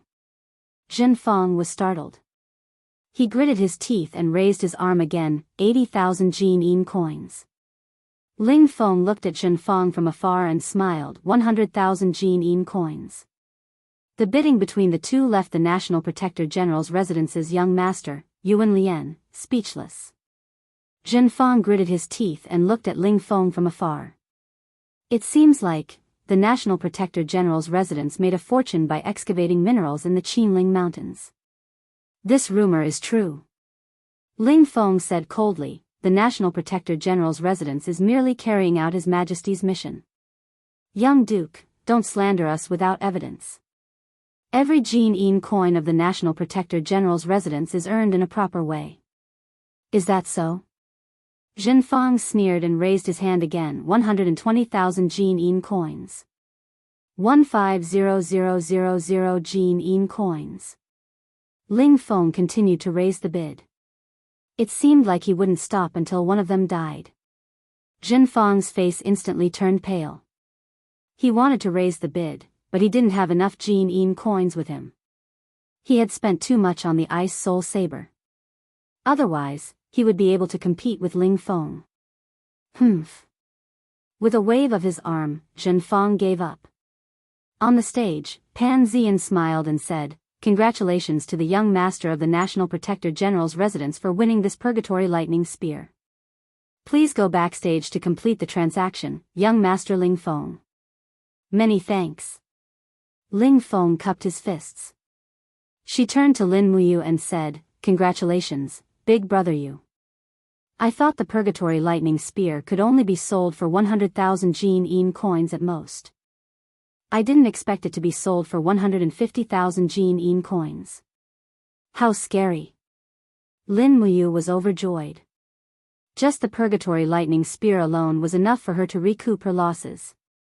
Everything else was free. On top of that, she had used the raw materials to forge a demon-devouring bow for Wei Chou.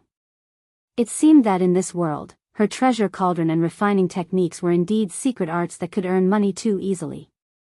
She had to make good use of them. Even if she couldn't become the strongest person in this world, she had to become the richest person. On the stage, Pan Zian was still carrying out the original auction process. She smiled sweetly and said, "Next is the auction of the medicine." "Oh, sorry for the long wait. This time, we will auction a total of 40 bottles of Dream of the Extreme. I believe that all of you know the origin of Dream of the Extreme. This is a medicine that can stimulate a person's potential to the greatest extent. It is priceless and was originally extinct on the continent. However, this auction house obtained the refinement of this Dream of the Extreme through a secret channel. Alright, without further ado, the starting price of Dream of the Extreme is 5,000 Jin coins per bottle. Let's begin, 8,000 Jin coins per bottle, I want all of them." A rough voice came from outside the door. Everyone looked over together to discover a formidable young general leading a group of imperial guards and stepping into the auction house, Qin Lei. "Big brother Qin Lei is here?" Lin Muyu was stunned. Chu Huaying also looked down the stage and said, "Yes, why is Commander Qin Lei here?" Jin Xiaotang was grinning from ear to ear. "Wow, even the commander of the royal guards is here. Hee, this time, our Imperial Chamber of Commerce is in the limelight." Lin Muyu frowned and said, "Since Commander Qin Lei wants it, can I go back on my word now?" "Xiaotang, can you stop the auction and sell all of these Dream of the Extreme to Commander Qin Lei in private?" Jin Xiaotang blinked. "Yes, I'll do it." As she spoke, she walked to the window and crossed her arms in front of the stage. Pan Zian, who was on the stage, saw this and nodded. He smiled and said, "I'm sorry, everyone, something cropped up at the last minute. The auction of Dream of the Extreme will stop now." "What?" Qin Lei didn't understand. He raised the thunder-splitting blade and said in a low voice, "You guys stop the auction when I come." What kind of logic is this? Zhen Feng, Ling Feng, and the rest all expressed their dissatisfaction. Jin Xiaotang said from upstairs, "Commander Qin Lei, please come to the back hall. I have something to say." Not long after, the furious Qin Lei entered the back hall of the Chamber of Commerce. Just as he was about to flip out, he saw Lin Muyu, Chu Huaying, and Jin Xiaotang walking over together. "You. Chu Huaying. You guys." Qin Lei's eyes widened. Jin Xiaotang giggled. "Commander Qin Lei, can't you tell? The refiner of Dream of the Extreme is Lin Muyu." Ah. This time, Qin Lei was even more shocked. "You actually has the ability to refine Dream of the Extreme?" Chapter 141. Commander Qin Lei is really muddle-headed this time. Chu Huaying laughed at the side. If you wasn't well-versed in the art of alchemy, how could he have cured Her Highness Yin's dragon snake poison in the dragon-seeking forest? Moreover, it's a dragon snake that's about to turn into a dragon. One can imagine how strong its poison is. Qin Lei slapped his forehead and said with a smile, "So that's how it is. I indeed didn't think of all this." "Right, Ayu, since you're able to refine the peak of Reverie Dream, then Big Brother Qin Lei boldly wants to make a request of you, how about it?" "Go ahead, Big Brother." Lin Muyu smiled in response. "It's like this." Qin Lei walked forward and placed the thunder-split blade on the table. "You know the strength of the Imperial Guards. Although they're the strongest military force in Lanyan City, you've also seen the strength of the sanctuary masters like Shen Yifan and the Pale Crane. The Imperial Guards aren't strong enough. As the commander of the Imperial Guards, I want to give each of them a bottle of Dream of the Extreme. This means that you have to give me a total of 206 bottles of Dream of the Extreme. How about it? Can you do it? The raw material for Dream of the Extreme is the Empire's forbidden medicine, the seven-colored lotus."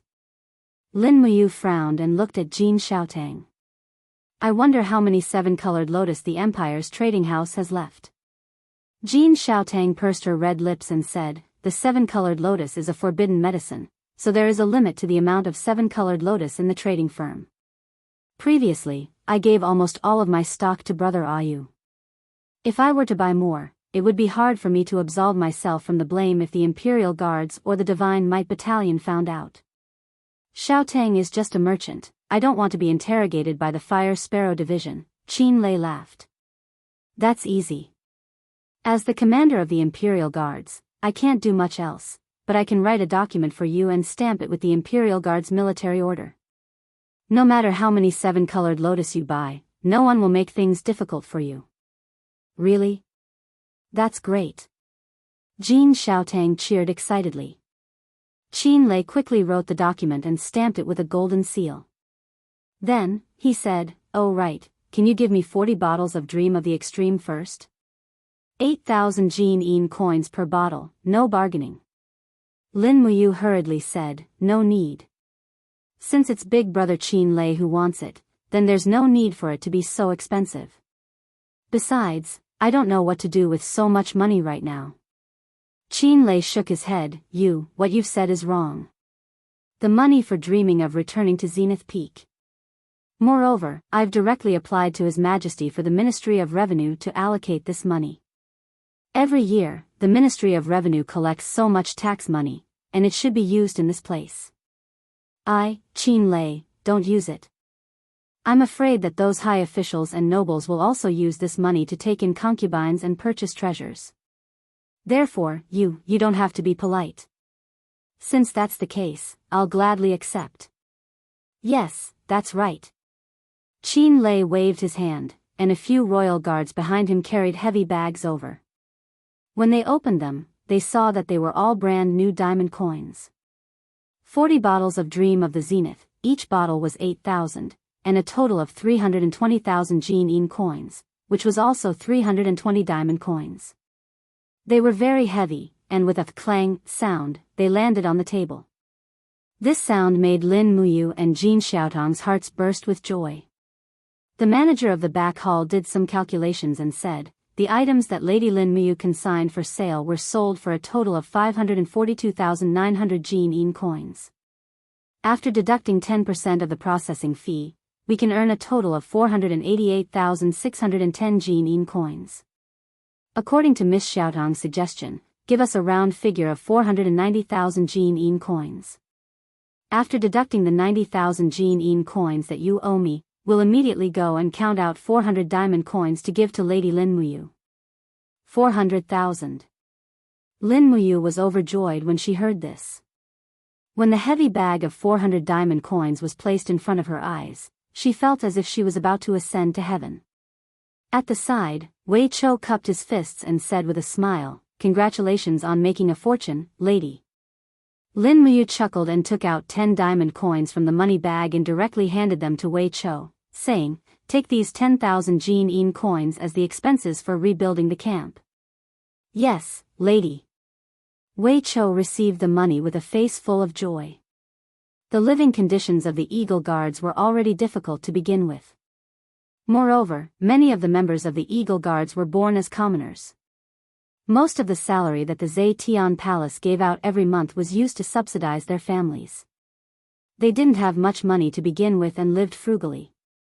Now that they had this 10,000 Jin coins, the 110 people under Lin Muyu's command would definitely be able to live a good life. Meeting a tycoon superior like this, happiness spontaneously arose. While Lin Muyu was still enjoying the joy of spending money like dirt, Qin Lei patted his shoulder and said with a smile, "Brat, stop smiling foolishly. Lord Chu Chu has already returned to the Zetian Palace this morning. Do you want to go visit him? If necessary, I'll go with you." "Grandpa Chu Chu has returned to the imperial capital?" Lin Muyu asked happily. "Yes."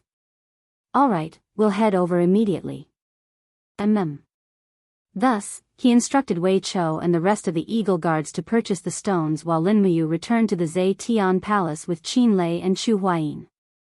In the blink of an eye, it seemed that they hadn't returned to the Zetian Palace for many days. As a result, they felt a little unfamiliar when they looked at the majestic imperial city from afar. The 390 diamond coins hung heavily on both sides of the warhorse. Lin Muyu felt extremely happy when he saw this money. He smiled foolishly all the way into the Zetian Palace. In the side palace, a group of attendants were respectfully prostrating themselves on both sides of the palace.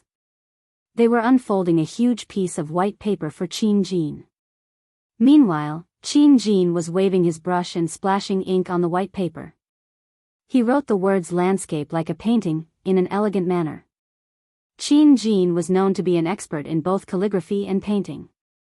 Although Lin Muyu didn't know much about calligraphy, he could tell that Qin Jin's handwriting was very powerful.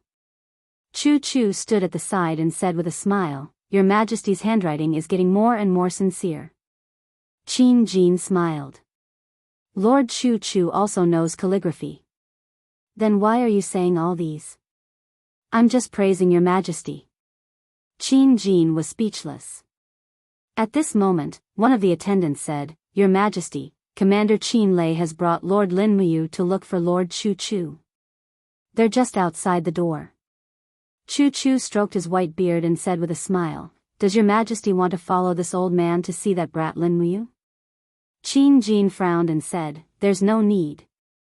Lord Chu Chu can do as he pleases." "Understood."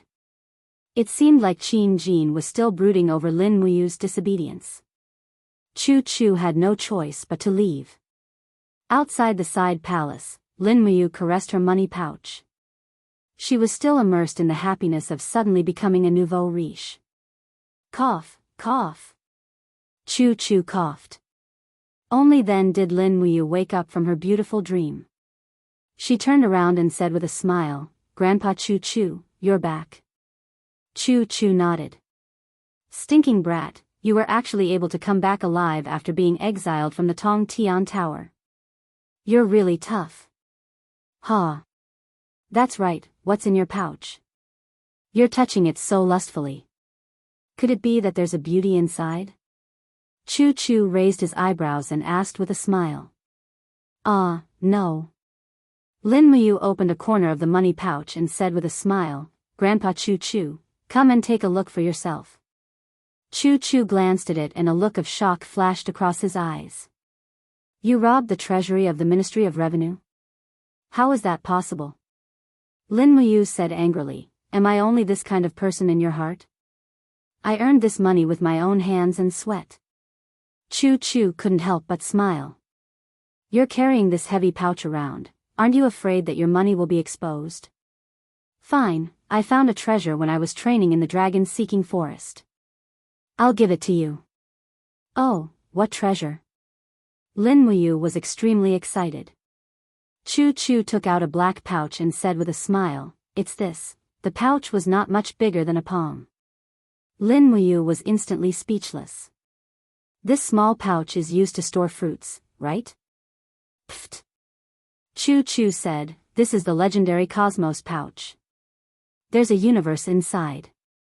It's invulnerable to weapons, water, and fire. It's a type of space pouch. It can store things that only belong to you in a different space. Is that so? Lin Muyu took the pouch, opened the mouth of the Cosmos pouch, and put her hand inside. Sure enough, she could put her arm inside. It was very magical. Moreover, the inside of the Cosmos pouch was very cold. It was indeed a good thing to store things in a different space.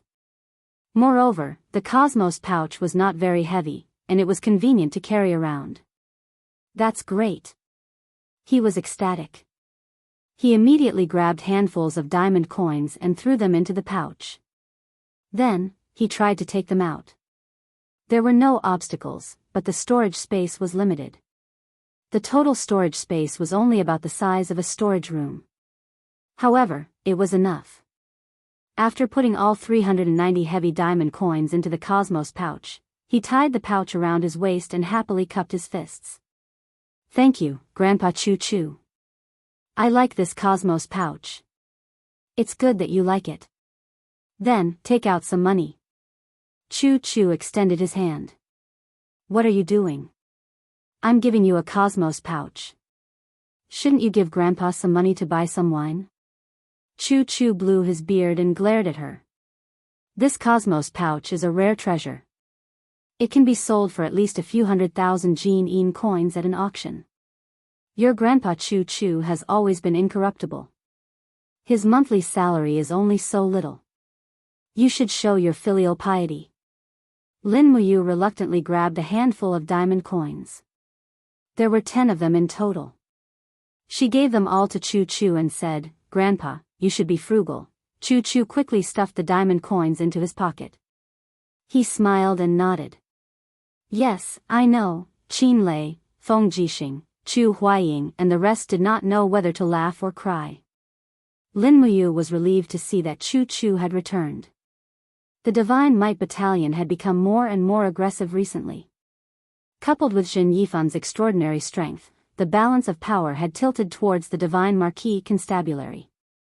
However, things were different now that Chu Chu had returned. The fire cauldron Chu Chu was in the capital. Even Jin Yifan had to be wary of him. The strength of both parties had reached a subtle equilibrium. Qin Lei walked forward and asked in a low voice, Sir Chu Chu.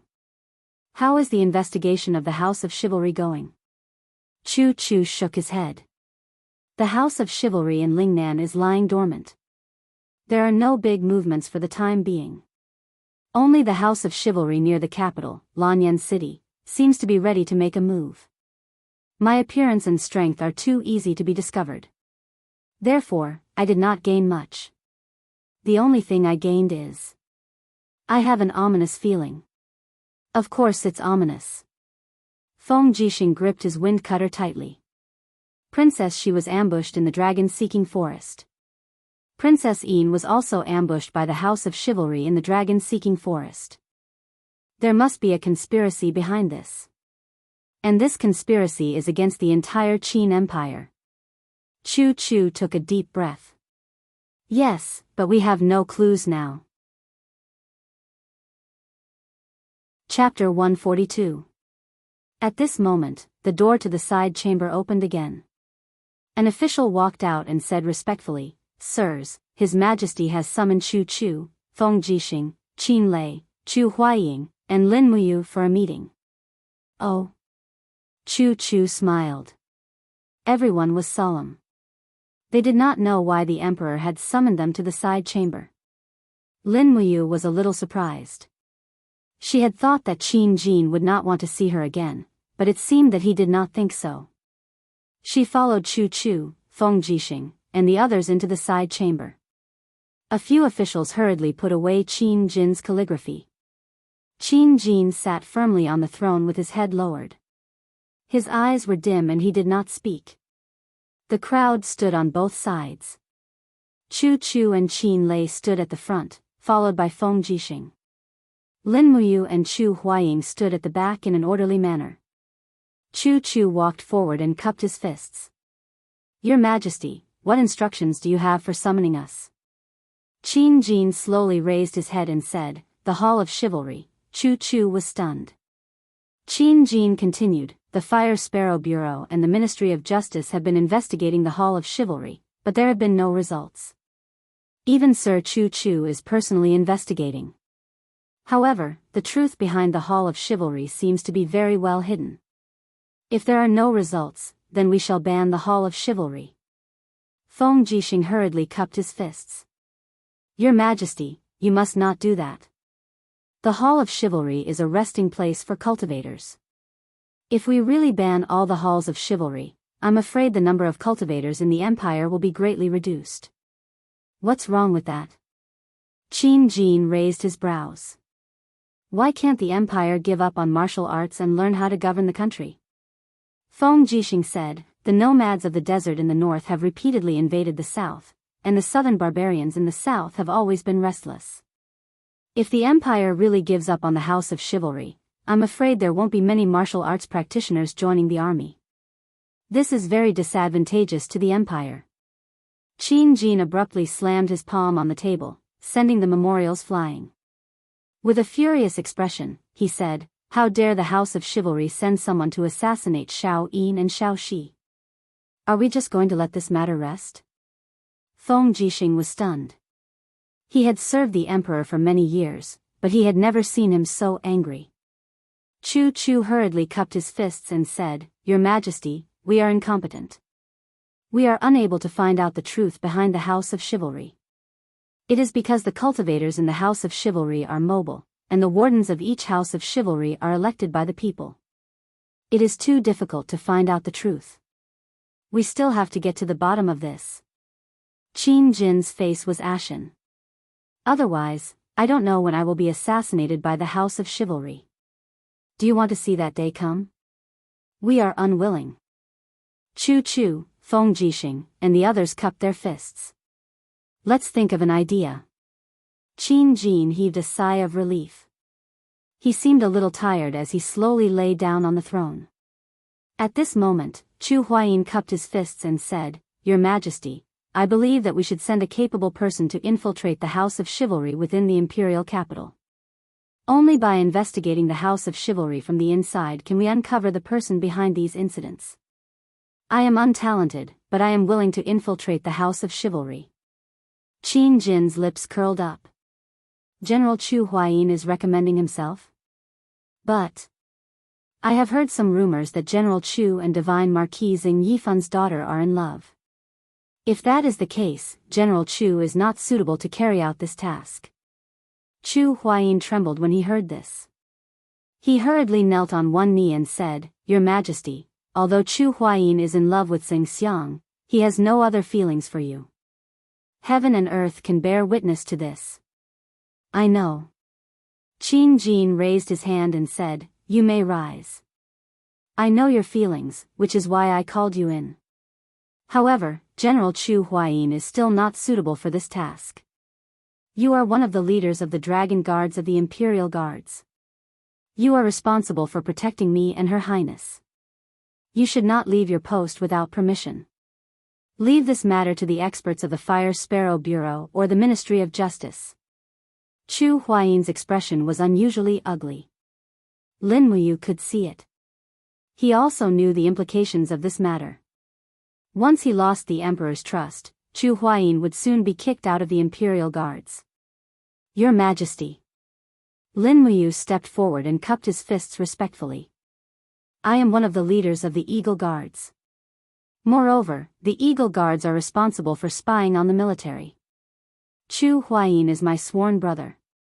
I am willing to carry out this task on his behalf. Qin Jin looked at her from afar. He suddenly smiled and said, there are many hidden talents in the House of Chivalry. Once your identity is exposed, you will definitely be killed. Lin Muyu, are you really willing to carry out this task? Yes. That's good. I will leave this matter to you. Qin Lei, you will be in charge. Qin Lei cupped his fists. Yes, Your Majesty. I am tired. You can all leave. Yes. Everyone obediently left. After exiting the side hall, Chu Chu immediately frowned and said, You are really a newborn calf who is not afraid of tigers. You don't know what kind of place the House of Chivalry is. If you go there rashly, you might really lose your life. Lin Muyu smiled. It doesn't matter. I will act according to the circumstances. Yes. Chu Chu continued, once you enter the House of Chivalry, you must change your surname to E. Moreover, your green gourd martial soul is too conspicuous. Try not to reveal it. After all, you are the only one who was able to come out of the Tower of Tong Tian alive.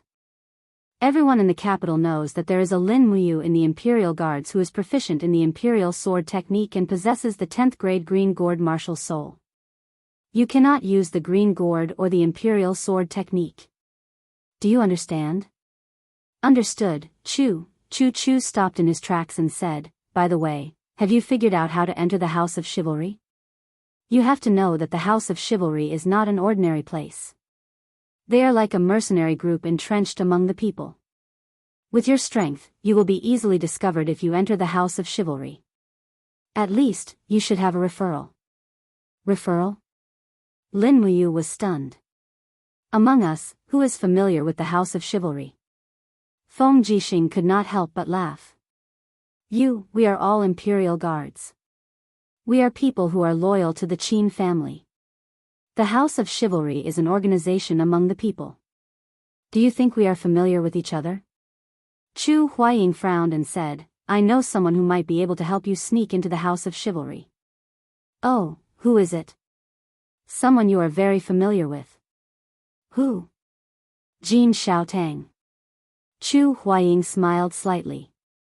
Jin Xiaotang is one of the people in charge of the capital's Chamber of Commerce. A woman who is able to shoulder such a large business empire must be someone who works in both the underworld and in the underworld. I heard that many of Jin Xiaotang's goods are bought from the House of Chivalry and wandering mercenaries. All right, I understand. Lin Muyu cupped her fists and left her horse and armor behind. She then changed into plain clothes and bid farewell to Chu Chu, Feng Jixing, and the others. She then went to the Chamber of Commerce alone. This trip concerned the safety of Qin Yin, Tang Xiaoxi, Chu Huayin, and the others. She had to complete this mission. Moreover, Lin Muyu could vaguely feel that there was a huge conspiracy behind the House of Chivalry. It might even affect the survival of the entire empire. Within the Chamber of Commerce, Jin Xiaotang was calculating the day's income and expenditure. She closed the account book and smiled at third fatty Jin. Dad, the Chamber of Commerce's total income has exceeded $1 million Jin dollars today. This is great. Let's see how the other chambers of commerce can compete with us for the title of the #1 Chamber of Commerce in the capital. Humph. Third fatty Jin took a puff of his cigarette and looked up at his daughter. Speaking of which, it's all thanks to Lin Muyu. Who knows how many secrets this brat is hiding, that's right. Jin Xiaotang blinked and smiled. Anyway, Big Brother Yu's forging and alchemy can be sold in our Chamber of Commerce. There's no need for us to ask him what he doesn't want to tell us. At this moment, a manager quickly walked in. Miss Xiaotang, Lin Muyu wishes to see you. He's here to see you? Third fatty Jin was stunned. Is there another business? Jean Xiaotang squinted her eyes. No, there must be something else. I'll go over. Dad, continue drinking your tea. All right. In the side hall at the back, Lin Muyu was already there when Jean Xiaotang arrived. She immediately smiled. Big brother Yu, what business do you have with me this time? Lin Muyu looked around. I want to speak to you in private. Jean Xiaotang was extremely smart. She immediately dismissed her servants and smiled. Can you speak now? Lin Muyu pondered for a moment. Xiaotang, do you know anyone from the House of Chivalry? Well. Jean Xiaotang hesitated. Why does Big Brother you want to ask? I just want to ask. I need someone to introduce me to the House of Chivalry so that I can carry out a very important mission. It seemed like there was no need to hide anything from Jean Xiaotang. Jean Xiaotang giggled. Thank you, Big Brother you, for trusting me so much. Since that's the case, I'll help you. Our Imperial Chamber of Commerce has always done business with the House of Chivalry's Shaolin branch near the dragon-seeking forest, so Xiaotang has some influence there. How should I write a letter of introduction for you? How should I introduce you? Lin Muyu from the Holy Sanctum, or Lin Muyu from the Royal Guards? I don't want either. I want a new identity.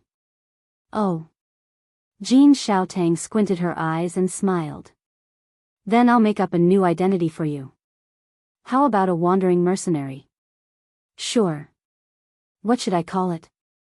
Let's call it Lin Yan? Lin Muyu said after some thought. This name belonged to her big brother. It was not a bad idea to use it here to show her memory of her big brother. Okay. Jean Xiaotang immediately took out a pen and paper to write the letter of introduction. After a few minutes, she dried the ink and smiled. It's done. The Shaolin branch is the largest house of chivalry in Lanyan City. It's said that there are more than 500 rangers living in the house all year round. Big brother you must be careful when you go there. It's a place full of crouching tigers and hidden dragons. Yes, I know. Chapter 143. Paw, a gray messenger bird flapped its wings and flew out of the window, while third fatty Jean slowly pressed the paper under the scroll on the table. At this moment, someone knocked on the door. Come in. Jean Xiaotang pushed the door open and entered with a joyful expression. Father, I heard a messenger bird in the room just now. Did someone send a letter? Aha, third fatty Jean fanned the temperature of the tea in his hand and smiled. No, it's just a greeting letter from a friend. Xiaotang, why is Lin Muyu looking for you?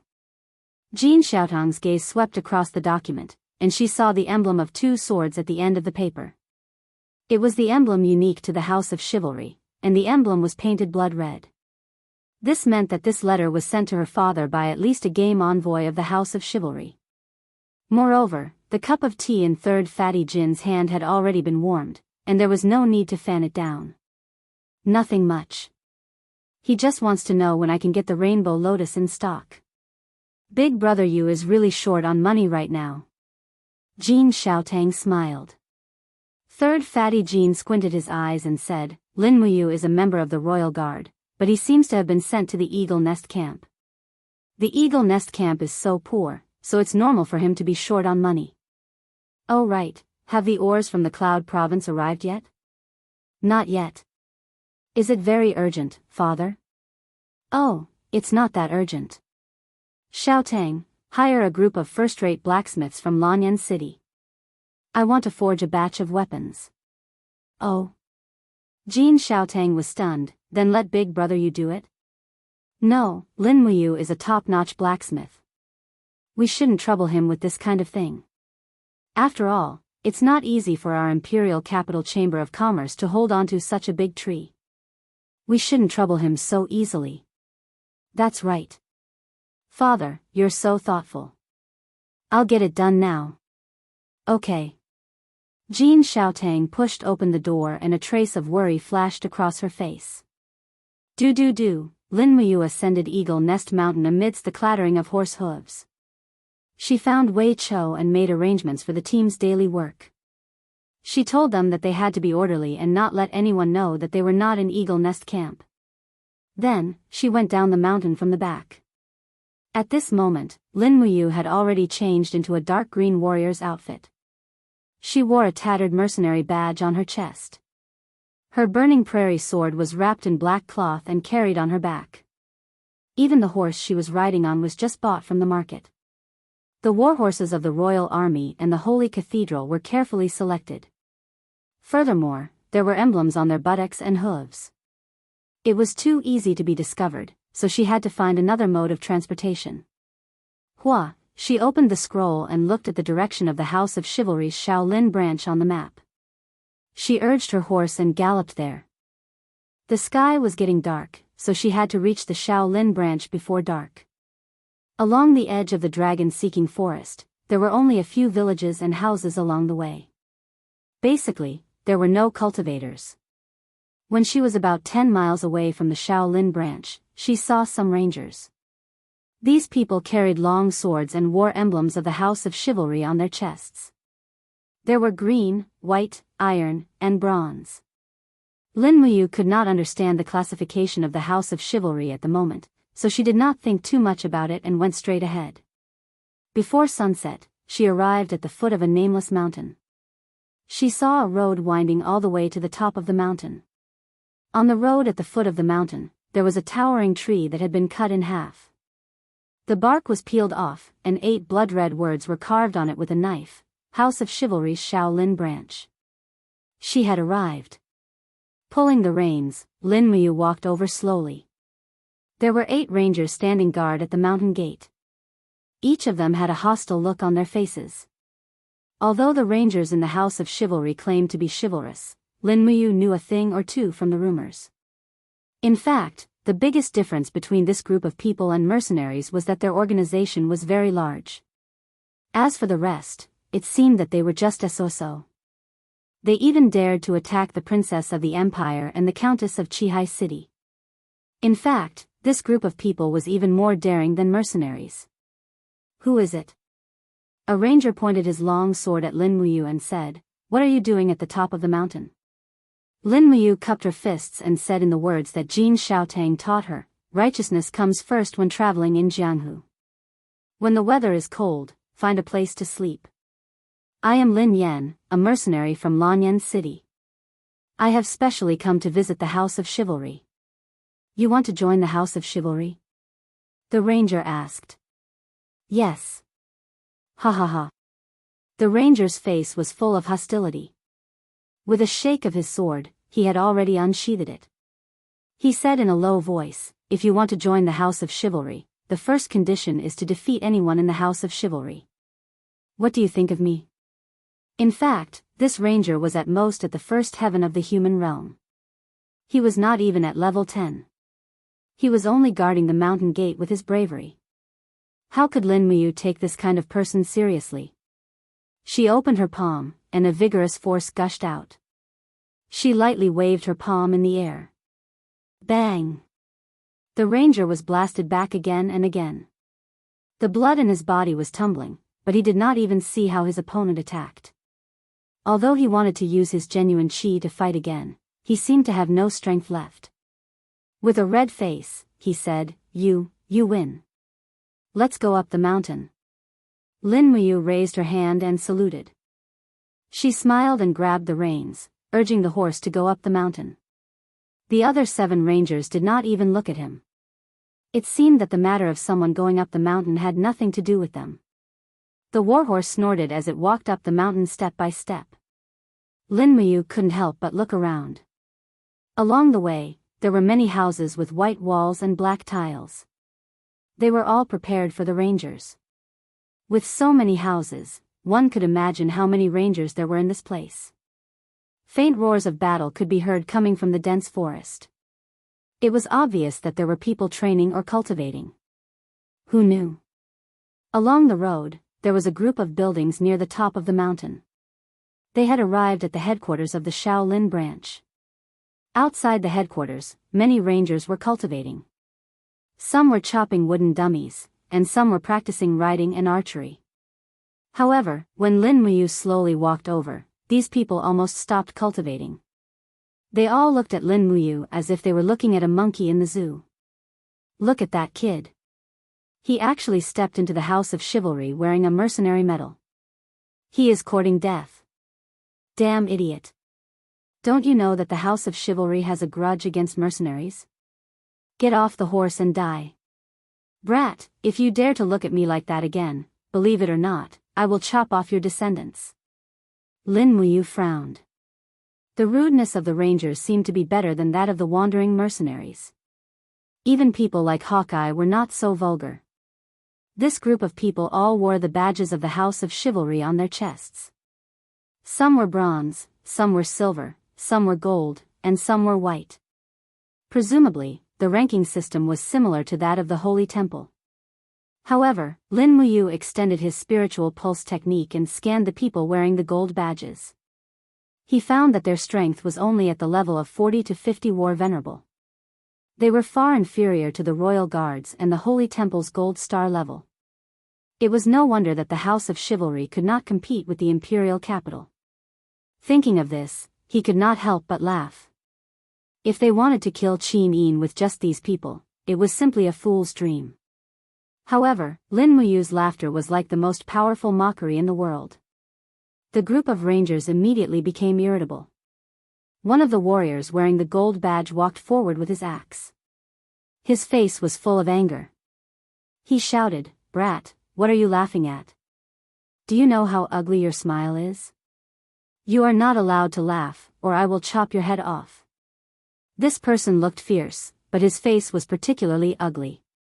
There were scars all over it. It was said that ugly people would think that beautiful people were especially ugly. This was a kind of aesthetic distortion.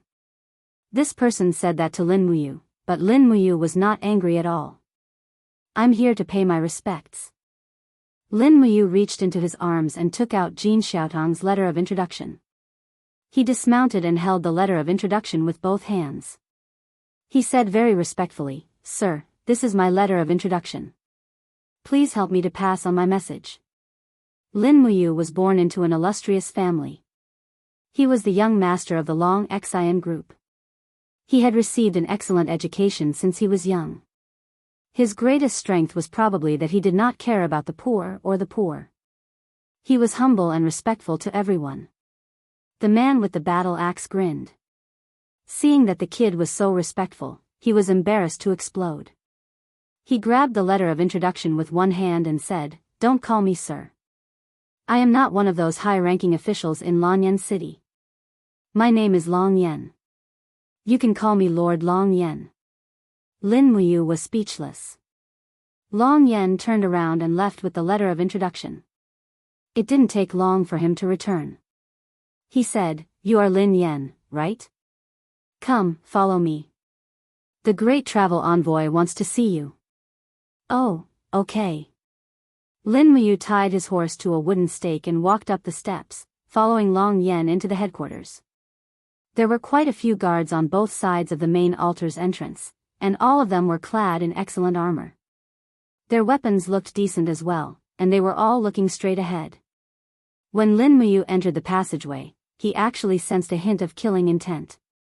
Truth be told, the rangers outside were nothing to be afraid of, but the guards inside the main altar had to be on their guard. These people seemed to be professional soldiers, and when they formed a killing formation together, the explosive power they could unleash would be terrifying. He had already experienced this when he was being chased around Kathaya City. The cavalry killing formation was fast and effective. A group of level 10 martial artists could easily kill a level 30 martial artist. It was like playing a game, and the power of a single soldier could not be compared to that of a group. The stone tiles on the ground reflected the color of blood. When Lin Muyu entered the headquarters, he found that the tiles under his feet had turned into glazed tiles. The lamps on the surrounding walls had also been replaced with glazed lamps. The ceiling was painted with the Empire's characteristic battle map. The feeling of this headquarters was somewhat similar to that of Zhe Tian Palace. The level of luxury was no less than that of Zhe Tian Palace. "You are Lin Yen? Look up." A cold voice came from the front. Chapter 144. A crimson gold-plated carpet was laid all the way to the steps, and then to the seats. There were 3 seats in the main altar hall. The throne in the center was inlaid with gold, while the other 2 seats were inlaid with silver. Needless to say, the middle-aged martial artist in his 40s sitting in the middle was the legendary Grand Chess user, who was also the supreme leader of the House of Chivalry in the Northridge province. The leader had a square face, and the contours of his face looked like they were carved by a knife. He looked determined and experienced. He must have experienced a lot to be able to sit in the position of the leader. I am Lin Yen. Greetings, Grand Chess user. Lin Muyu stood still and gave a fist salute. The Grand Chess user laughed. Well said, well said. Brother Lin Yen, since you plan to join the House of Chivalry, why don't you take off the mercenary badge on your chest? I can only take off the mercenary badge the moment I get the knight-errant badge. Interesting. The Grand Chess user smiled. Li Qinshuan, Luo Yu, what do you two think of this kid? Li Qinshuan was a man in his 40s. There was neither joy nor anger on his face, which made him an unfathomable person. He held on to a broadsword and said calmly, if he stays, he'll start working as a solo swordsman. How far he can climb will depend on his own capabilities. Our House of Chivalry has never been particular about relationships. We treat everyone equally, even if they're introduced by Jin Xiaotang. The Grand Chess user laughed. Very good. What do you think, Luo Yu? Luo Yu was a young man, about the same age as Feng Jixing and Qin Lei. She smiled and said, I think the same as Li Qinshuan. Let him start from the bottom. All right. The Grand Chess user waved his hand and said, Long Yen, bring Lin Yen down and give him a rogue badge. Arrange a place for him to stay. I don't care if you are a dragon or a worm. If you want to make a name for yourself in the House of Chivalry, you must show your true abilities. Lin Muyu smiled and gave a fist salute. Yes. She followed Long Yen out of the door, turned left, and entered a courtyard. She saw an old man with trembling fingers carving a name tag. This made Lin Muyu a little worried. This old man seemed to be suffering from severe Parkinson's disease. The frequency at which his hands were shaking was a little scary. Would it be okay for him to carve a name tag? Long Yen walked up and said with a smile, Old man, carve a badge for the rookie. The rogue badge's name is Lin Yen. Hurry, I give you 1 minute. The elder nodded and took a green metal block from the side. He quickly carved the words, Lin Yen, on it. In front of it was the emblem of the House of Chivalry's twin swords. Good. The old man said with a smile. Long Yen snatched the nameplate and handed it to Lin Muyu. He smiled and said, Lin Yen, from this moment onwards, you have entered the Hall of Chivalry's roster. However, you are now a lone hero of the lowest rank. Here, this is your badge. Lin Muyu took the badge and put it in front of her chest. She asked, Master Long Yen, what is the meaning of a rogue? Long Yen glared at her. You don't even know the ranking system of the House of Chivalry. How dare you come here? Lin Muyu was silent. Long Yen laughed and continued, Listen, the House of Chivalry is divided into 9 levels, from the lowest to the highest. The first level is the rogue you are now, followed by the Venerable, the Iron Venerable, the Bronze Venerable, the Silver Venerable, the Jin Zun, the Chess Envoy, and the Grand Chess Envoy. He paused and continued, Every province has a headquarters and a Grand Chess Envoy. The Grand Chess Envoy of our Shaolin branch is called Ji Yang. He is a great person. You will know him in the future. As for the Grand Chess Envoy, there is a Chief Chess Envoy. But ordinary people can't get close to him. I have worked in the House of Chivalry for 7 years and reached the position of Jin Zun, but I have never seen the Chief Chess Envoy. You can imagine how mysterious he is. Let's go. I will take you to your residence. Yes. Lin Muyu led the horse and followed Long Yen to his residence. She was dumbfounded when she arrived. It was too shabby. It was a temporary straw shed and there was nothing else. Looking at Lin Muyu's expression, Long Yen could not help but laugh. This is the treatment of a rogue. If you are really capable, you can climb up step by step. Silver Venerable can enjoy a woman once every 3 days. Jin Zun will be given a concubine. Chess envoys are treated even better. They have their own courtyard and 3 concubines. As for the Grand Chess Envoy, I am not too sure. Everything here is decided by the Grand Chess Envoy. Everything belongs to him. Lin Muyu nodded. Then how do I get promoted? That is simple. There will be missions here every day. Eliminate our enemies, assassination missions, exterminate spirit beasts, and so on. As long as you complete them, you will be given contribution points according to the mission level. Once you have enough contribution points, you can naturally go to the main altar to level up. As he said this, Long Yen revealed a sinister expression. But the premise of all this is that you do not die. Once you die, the contribution points will be useless. Lin Muyu smiled inwardly. Carrying her luggage, she said, "All right then. It is late at night. Lord Long Yen, rest early." All right. Dinner could not be said to be sumptuous. A bowl of plain porridge and 2 large pancakes. It was very simple, but it was enough to fill one's stomach. The days of a rogue were really too hard. There were a few other straw sheds not far from Lin Muyu's straw shed. It was late at night, but a few rogue were still holding a night tea party. A young rogue, no more than 17 years old, with a childish face, said with a smile, "The missions will be issued tomorrow morning. I am really looking forward to it. I wonder what is the first hostile mission I will receive." Another rogue, who was at least 30 years old, sneered. "Little Nail, you really don't know how powerful you are. Every day, there are rogue who die. I hope you are not one of them." The young rogue called Little Nail stuck out his tongue and said with a smile, "Uncle Wang, how many people are there in this Shaolin branch?" Uncle Wang said, "I saw the roster today. It seems that there are more than 2,700 rogue, 224 venerable, 110 iron venerable, 42 bronze venerable, 17 silver venerable, 5 Jin Zun, 2 game masters, and 1 grand game master. There are more than 3,000 people in total. Otherwise, the whole hill would be full of people. Little Nail, don't always think about doing those dangerous missions. Saving your life is the most important thing." "Yes, thank you, Uncle Wang. Go to bed early. Rest well." "Okay." Lin Muyu, on the other hand, could not fall asleep. It was winter now, and the night wind whistled past, cutting his face like a knife. The straw hut did not have 4 walls, and he had rarely experienced such harsh conditions. However, he could only endure it. His current rank was not close to that of a Grand Travel Envoy or a Grand Travel Envoy, and he could only learn the secrets behind the House of Chivalry from them.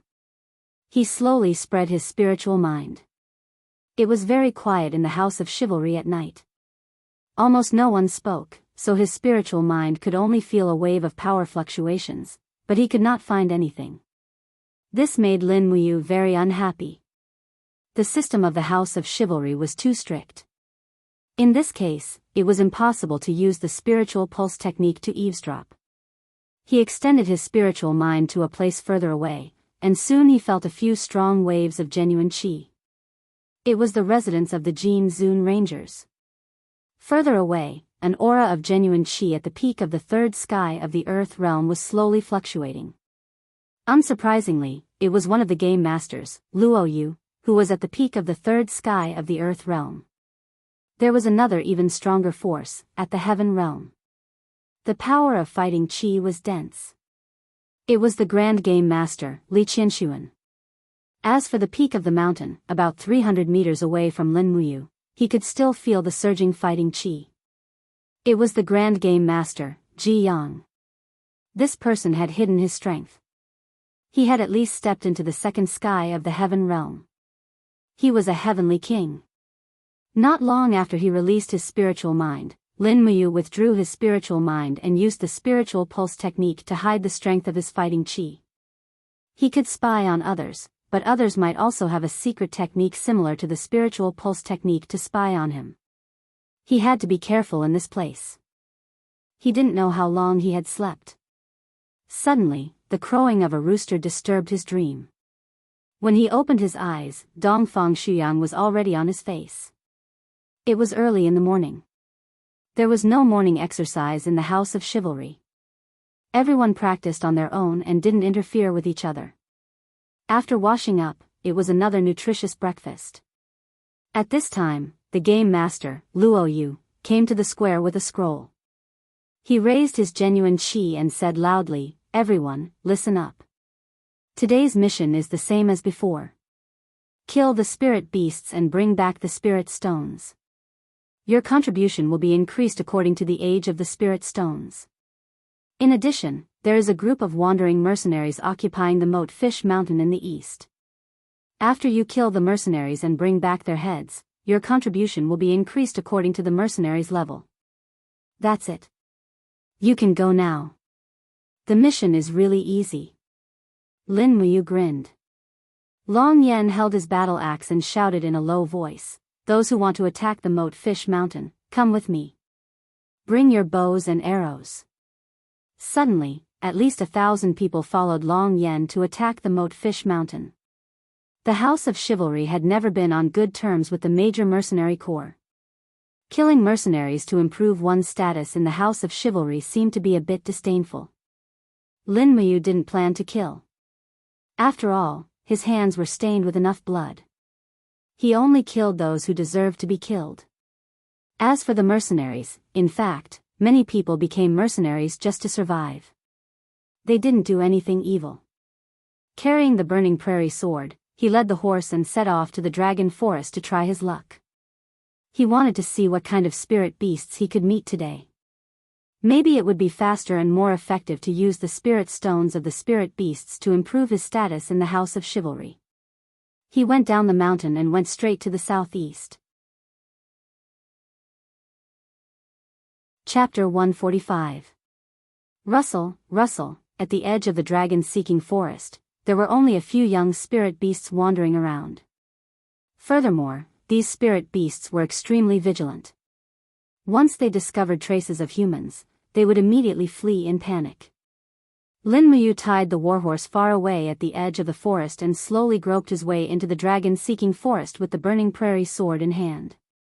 His main target was to lock onto some spirit beasts that were below 1,000 years old. Because he had just arrived, killing spirit beasts that were thousands of years old the moment he arrived would inevitably cause Ji Yang, Luo Yu, and the other chess envoys to become suspicious. He had to give them a mental buffer.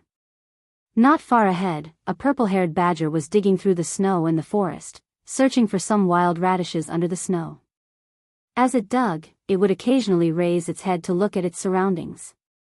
It was extremely vigilant, but this purple-haired badger did not seem to notice Lin Muyu's arrival. Lin Muyu's spirit sense had already locked onto this purple-haired badger. There were a total of 9 silver lines on the badger's head, and it was obvious that this was a 900-year-old purple-haired badger, which was roughly equivalent to the strength of a level 35 war master. Taking this purple-haired badger's spirit stone to hand in a mission should allow him to obtain quite a bit of contribution points. Shwa! He took out a little magic noise blade from the blade pouch at his waist, aimed in the direction of the purple-haired badger, and suddenly attacked. Immediately, the little magic noise blade attacked with a sharp whistle. Hoo-hoo! The purple-haired badger suddenly raised its head, alerted to the approaching danger, and hurriedly rolled into the snow. With a pu sound, the little magic noise blade left a bloody hole on its hind hooves, and the purple-haired badger immediately roared and ran, but it did not run fast. On the contrary, Lin Muyu used falling star steps to quickly rush forward, and when he was about 40 meters away from his martial spirit's effective attack range, he immediately raised his arm, and with a rustling sound, green vines pierced through the snow, directly binding the purple-haired badger tightly. Without giving it too much pain, Lin Muyu opened his palm, and pure white do qi whizzed out. With a peng sound, his palm landed on the head of the purple-haired badger. The strength was just right, and the purple-haired badger was directly slapped to death, but its fur and body were not damaged. Bending down, Lin Muyu lifted the purple-haired badger's corpse. It weighed about 50 kilograms, and it was quite heavy. He dragged it across the grass, took out a rope, and swiftly tied the purple-haired badger's corpse to the horse's butt. This war horse was bought for 10 gold coins, and its physical strength and endurance were considered high, so carrying 50 kilograms was a piece. The purple-haired badger's corpse was still soaked in blood, so Lin Muyu did not plan to throw it into the heaven-earth pouch. It was too dirty, and it would be bad if it dirted those precious diamond coins. Seeing that it was still early, and there was still some time before noon, it would be boring to go back early. It would be so lonely to follow a group of rookies and wanderers, so he led the horse and continued advancing into the dragon-seeking forest. As this place was already some distance away from Lanyan City, there were no imperial soldiers guarding this part of the dragon-seeking forest. Moreover, spirit beasts that were more than 1,000 years old often appeared here, and ordinary soldiers were not a match for them at all. Sending people to guard here was simply sending them to their deaths. Ordinary soldiers could only deal with spirit beasts that were less than 500 years old. Lin Muyu slowly spread her spiritual sense, and suddenly, a wave of energy rippled in front of her. Hurriedly, Lin Muyu leaped onto the horse and chased after it. Sure enough, another prey appeared as far as her eyes could see. It was a silver fox, and there was a gold pattern and a silver pattern on its forehead. It had lived for 1,100 years. The silver fox seemed to have also sensed Lin Muyu's power, and it sprinted in the forest. Chase after it. Lin Muyu whipped the horse and galloped away. How could the silver fox's speed compare to that of a fine horse? In the blink of an eye, it was about to be caught up. Lin Muyu raised her hand and used the same trick as before. The little magic noise blade turned into a cold light as it attacked. Whoosh! The silver fox also heard this sound, and it actually stopped in its tracks in a hurry. With a shrill cry, frost energy appeared around its body, condensing into a shield in the blink of an eye. This was actually a silver fox that had an energy shield. Unfortunately, this silver fox that had only lived for 1,100 years had underestimated Lin Muyu's strength. The little magic noise blade tore through its shield like it was crushing dry weeds and smashing rotten wood. With a poochie sound, a gash appeared on its neck, and fresh blood flowed out. Gigi, feeling the pain, the silver fox gave up on its counterattack and hurriedly turned around and charged into the distant sea of snow. Its body was as white as snow, almost the same color as the sea of snow, but it still could not escape Lin Muyu's eyes. Or perhaps it could be said that it could not escape Lin Muyu's spiritual perception.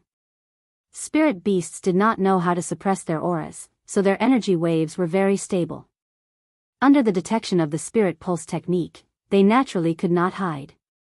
Hiya! Lin Muyu continued to whip the horse and gave chase. She raised her hand, and a bolt of lightning energy appeared in her palm. She retrieved the little magic noise blade that had been stabbed into the snow and held it in her hand, waiting for the next opportunity to attack. It was also at this time that the silver fox cried out and jumped down a small hill. Lin Muyu was immediately stunned. Damn, so naughty. However, just as Lin Muyu reached the top of the hill, she heard a human voice. Little Nail, be careful. It's a 1,100-year-old silver fox. Uncle Wang, what should we do? Arrow, shoot it to death. Puff, puff, puff. After the sound of arrows being released, there was another Gigi sound. The poor silver fox was killed just like that. When Lin Muyu appeared on the hillside, she saw a few lone warriors from the Hall of Chivalry surrounding the silver fox. The person called Uncle Wang had a slightly strong aura, and his cultivation base was about level 12. He grinned and said, "It's a wounded silver fox. No wonder it was easily killed by us. Fortunately, its wound and arrow wound were on its neck, so it won't damage the value of its fur." Great, a 1,100-year-old silver fox's fur can be sold for at least 50 Jianghu coins in Lanyan City. Little Nail was so excited that he rubbed his hands on the side. There were also 3 other loose warriors with green badges on their chests that were identical to Lin Muyu's. They all held swords and sabers in their hands. Rather than calling them loose warriors, it would be better to say that this group of people looked more like hunting tigers. Lin Muyu took a deep breath and said faintly, Wang Tianfu, are you going to take this silver fox to the headquarters to receive the reward? Only then did the team of 5 notice the existence of Lin Muyu. Each of their faces showed a flash of surprise. Wang Tianfu carried the silver fox's corpse in his hand, looked up and said faintly, You are the newly joined loose warrior, Lin Yan? Yes. Did you injure this silver fox? Wang Tianfu asked. Lin Muyu raised the little magic knife in her hand and said, Yes, answer my question. Are you going to take this silver fox and use its spirit stones to receive the reward? Wang Tianfu's face showed a trace of hesitation. After thinking for a few seconds, he said, So what if it is? Although this silver fox was wounded by you, it was killed by the few of us. It should be ours. Is that so? Lin Muyu raised her eyebrows and said, I advise you not to take this silver fox to the headquarters to receive the reward. This is for your own good. Why? Wang Tianfu sneered and said, Are you jealous that we are about to be promoted, so you want us to return the silver fox to you? Let me tell you, stop dreaming. Lin Muyu could not help but laugh. You ask me why? Let me tell you, the reason is very simple. The strength of you and this silver fox do not match. If you take the silver fox to the headquarters, even if your ranger rank is improved, your strength will not be improved. You will bring disaster to yourselves in vain. It is not too late to return the silver fox to me now. Little Nail shouted at the hillside with all his strength, No. We will not return it. It was not easy for us to hunt this silver fox. Why should we return it to you? We will not return it. Lin Muyu furrowed her brows. If she was like those cultivators, she would probably kill these unaffiliated warriors without hesitation, right? In fact, in the House of Chivalry, it was very common to kill each other for treasures. Looking at the group of ragged wandering heroes, Lin Muyu sighed.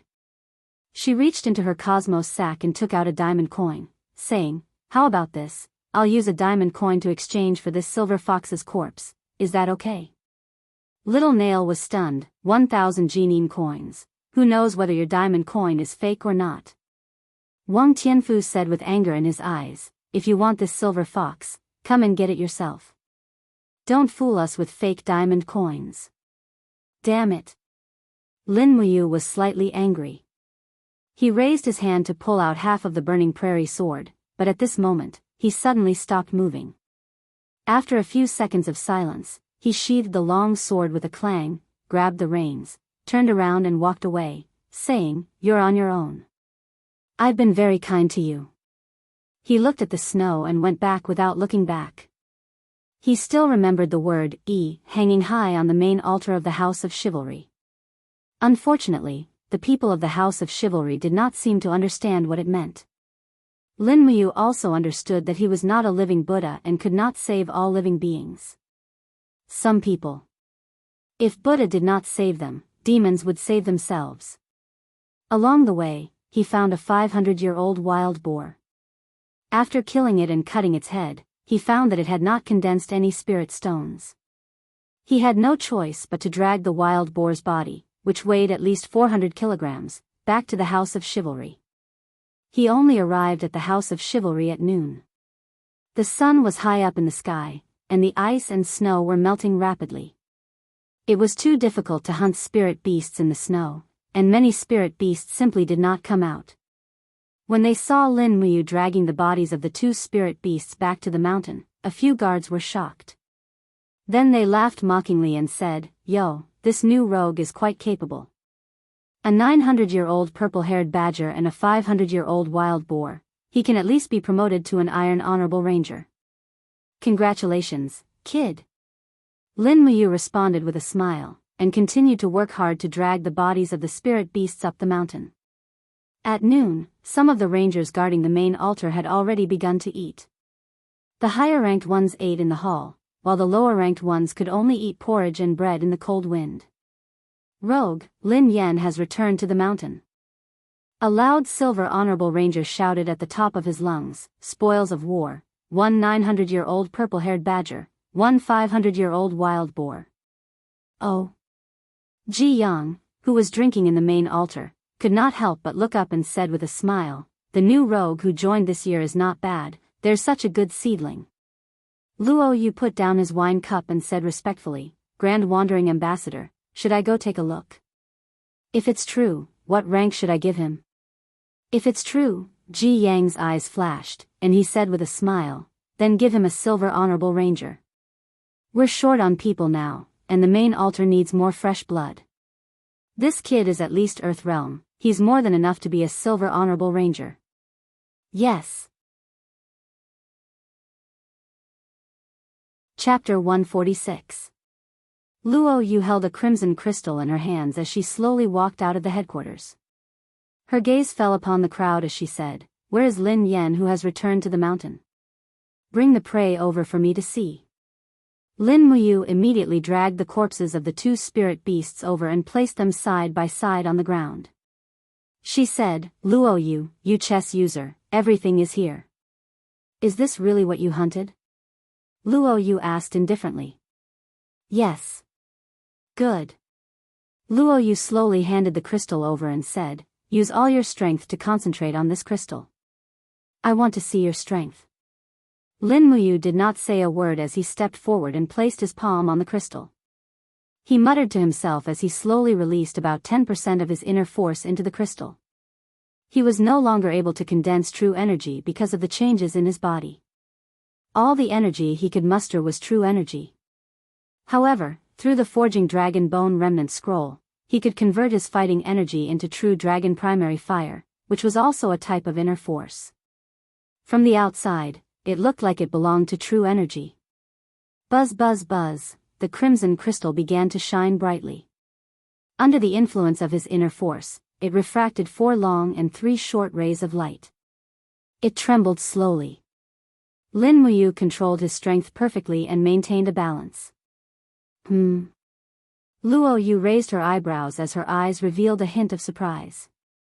She said, "You're actually a level 43 warlord. Not simple. Alright, the test is over. Lin Yan, are you really willing to work for the House of Chivalry?" Lin Muyu was a smart person. She smiled and said, "That depends on what the House of Chivalry can give me." Luo Yu could not help but laugh. "As long as you are willing to work for the House of Chivalry, riches and honor will not be a problem. You might even be conferred the title of Marquis in the future. Now, as a Yu chess user, I will bestow upon you the title of Silver Warlord.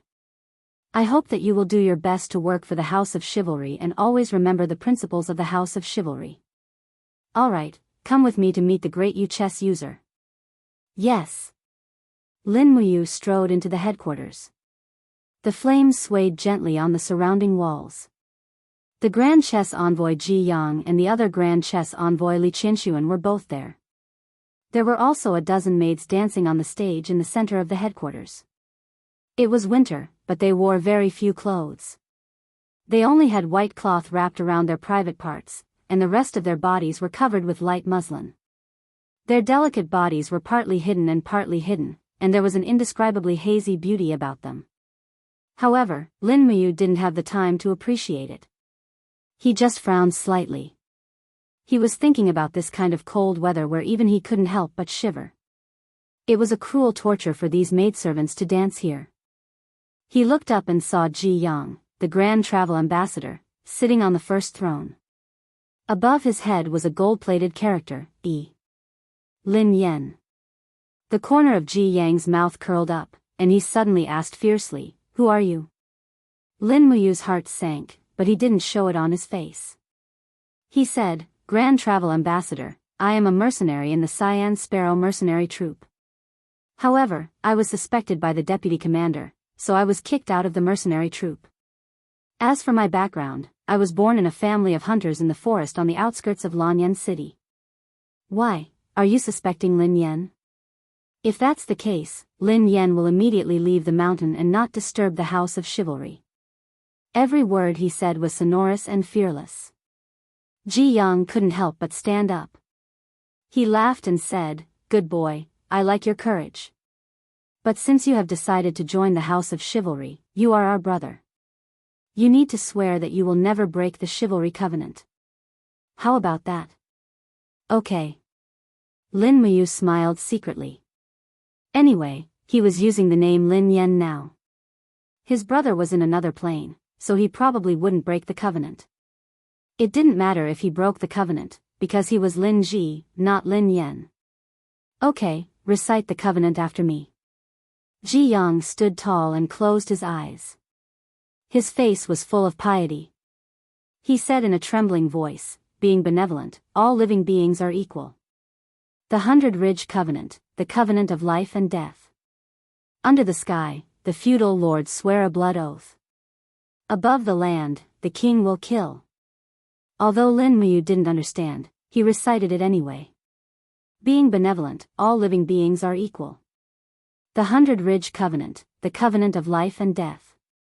Under the sky, the feudal lords swear a blood oath. Above the land, the king will kill. Beside him, Luo Yu clapped her hands and said with a smile, okay, Lord Lin Yen is now a silver venerable ranger of the House of Chivalry. He has entered the upper levels of the House of Chivalry. As long as he completes a decapitation mission, he can join the House of Chivalry as a Jin Zun Ranger. A decapitation mission? Lin Muyu was stunned. Ji Yang nodded. Yes, to become a Jin Zun Ranger, he must kill one of our enemy's leaders. Otherwise, he won't be able to express his sincerity. Envoy Luo Yu, what kind of mission do you think is suitable for Lin Yen? Luo Yu thought for a while and said, there is a mountain north of the House of Chivalry. It has always been occupied by a group of mercenaries. This group of mercenaries has always been enemies with the House of Chivalry, and they have been sending people down the mountain to plunder. This has caused the people in the villages near the mountain to complain. I think, why don't we start with the mercenaries on the mountain? Ji Yang frowned. The mountain is the territory of the Tianjing mercenary group, right? Lin Yen has just joined the House of Chivalry. If we send him to the mountain to carry out an assassination mission, it seems a little inappropriate. As far as I know, the leaders of the Tianjing mercenary group all have the strength of the third sky of the Earth realm. It is easy for Lin Yen to go up the mountain, but it will be difficult for him to go down the mountain alive.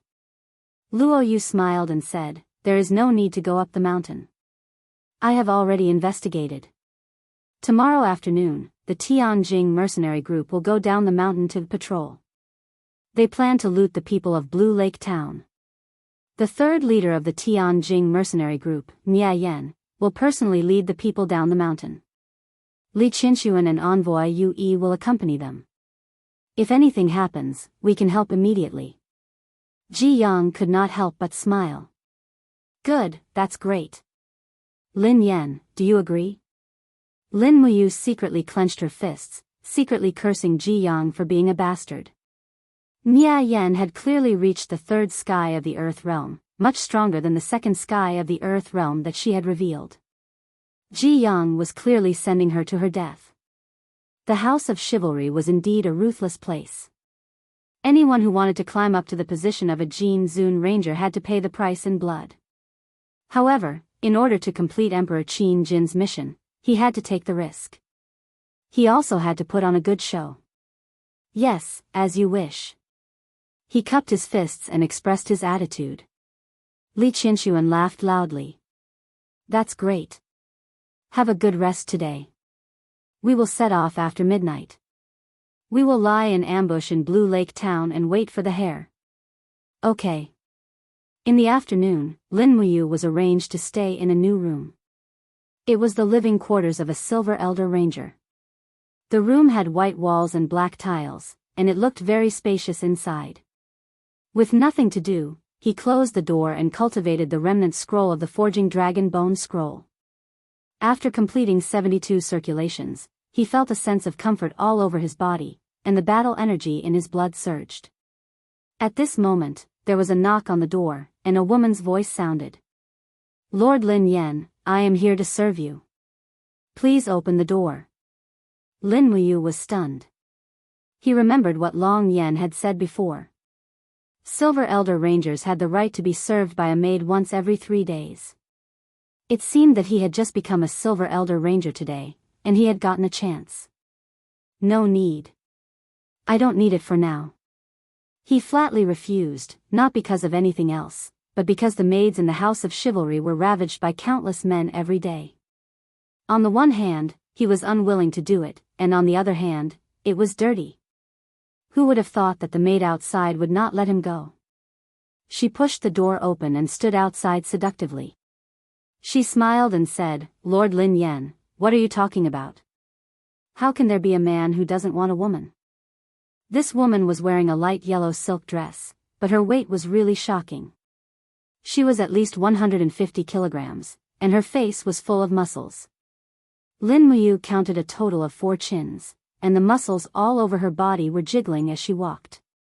Such a heavy taste was really not something an ordinary person could bear. Damn it, Lin Muyu cursed in his heart.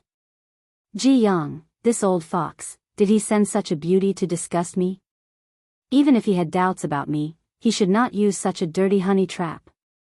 There was no chance of success at all. A million curses ran through his heart. He turned his face away, unable to look at the maid in front of him. He said, "Hurry up and leave, or else don't blame my sword for being merciless." Clang! The burning prairie sword was halfway out of its sheath. Raging flames surrounded the blade, and it was filled with killing intent. "Humph." The maid pouted coquettishly and said, "Seeing how handsome you are, I thought you were a romantic and elegant person. I didn't expect you to be such an unromantic idiot." "Fine, it's you who doesn't want it." She angrily slammed the door and left. Lin Muyu also let out a sigh of relief. At least he had escaped a disaster. In the evening, someone knocked on the door again. It was Luo Yu's voice. "Lord Lin Yan, are you resting?" "I am Luo Yu." "No, please come in, Lord Yu Yi." Lin Muyu got up and sat on the edge of the bed. She watched as Luo Yu pushed open the door and entered. The cold wind blew in, causing the oil lamp to flicker. Lin Muyu smiled slightly. "What brings Lord Yu Yi to my place?" Luo Yu also smiled and sat on a low stool. "I'm here to deliver something to you." "What is it?" Luo Yu reached out and took an item wrapped in black cloth. He opened it layer by layer, revealing a crossbow with a metallic luster. He smiled and said, "This is a weapon brought from the west to the Middle Earth. It is called the Black Iron Crossbow. It is extremely powerful, and I've prepared some arrows. They have all been dipped in poison. You will be facing a strong enemy tomorrow. Perhaps this Black Iron Crossbow will be of help." "Oh." Lin Muyu took the Black Iron Crossbow and said, "Thank you Luo Yu, Yu. Is this what the great Yu wants?" Luo Yu laughed bitterly and shook his head. "No, this is just Luo Yu's own intentions. Lord Lin Yan, you are a young talent. You should not take such a risk. Luo Yu does not want to see you die under Nya Yan's hands." Lin Muyu couldn't help but feel warmth in her heart.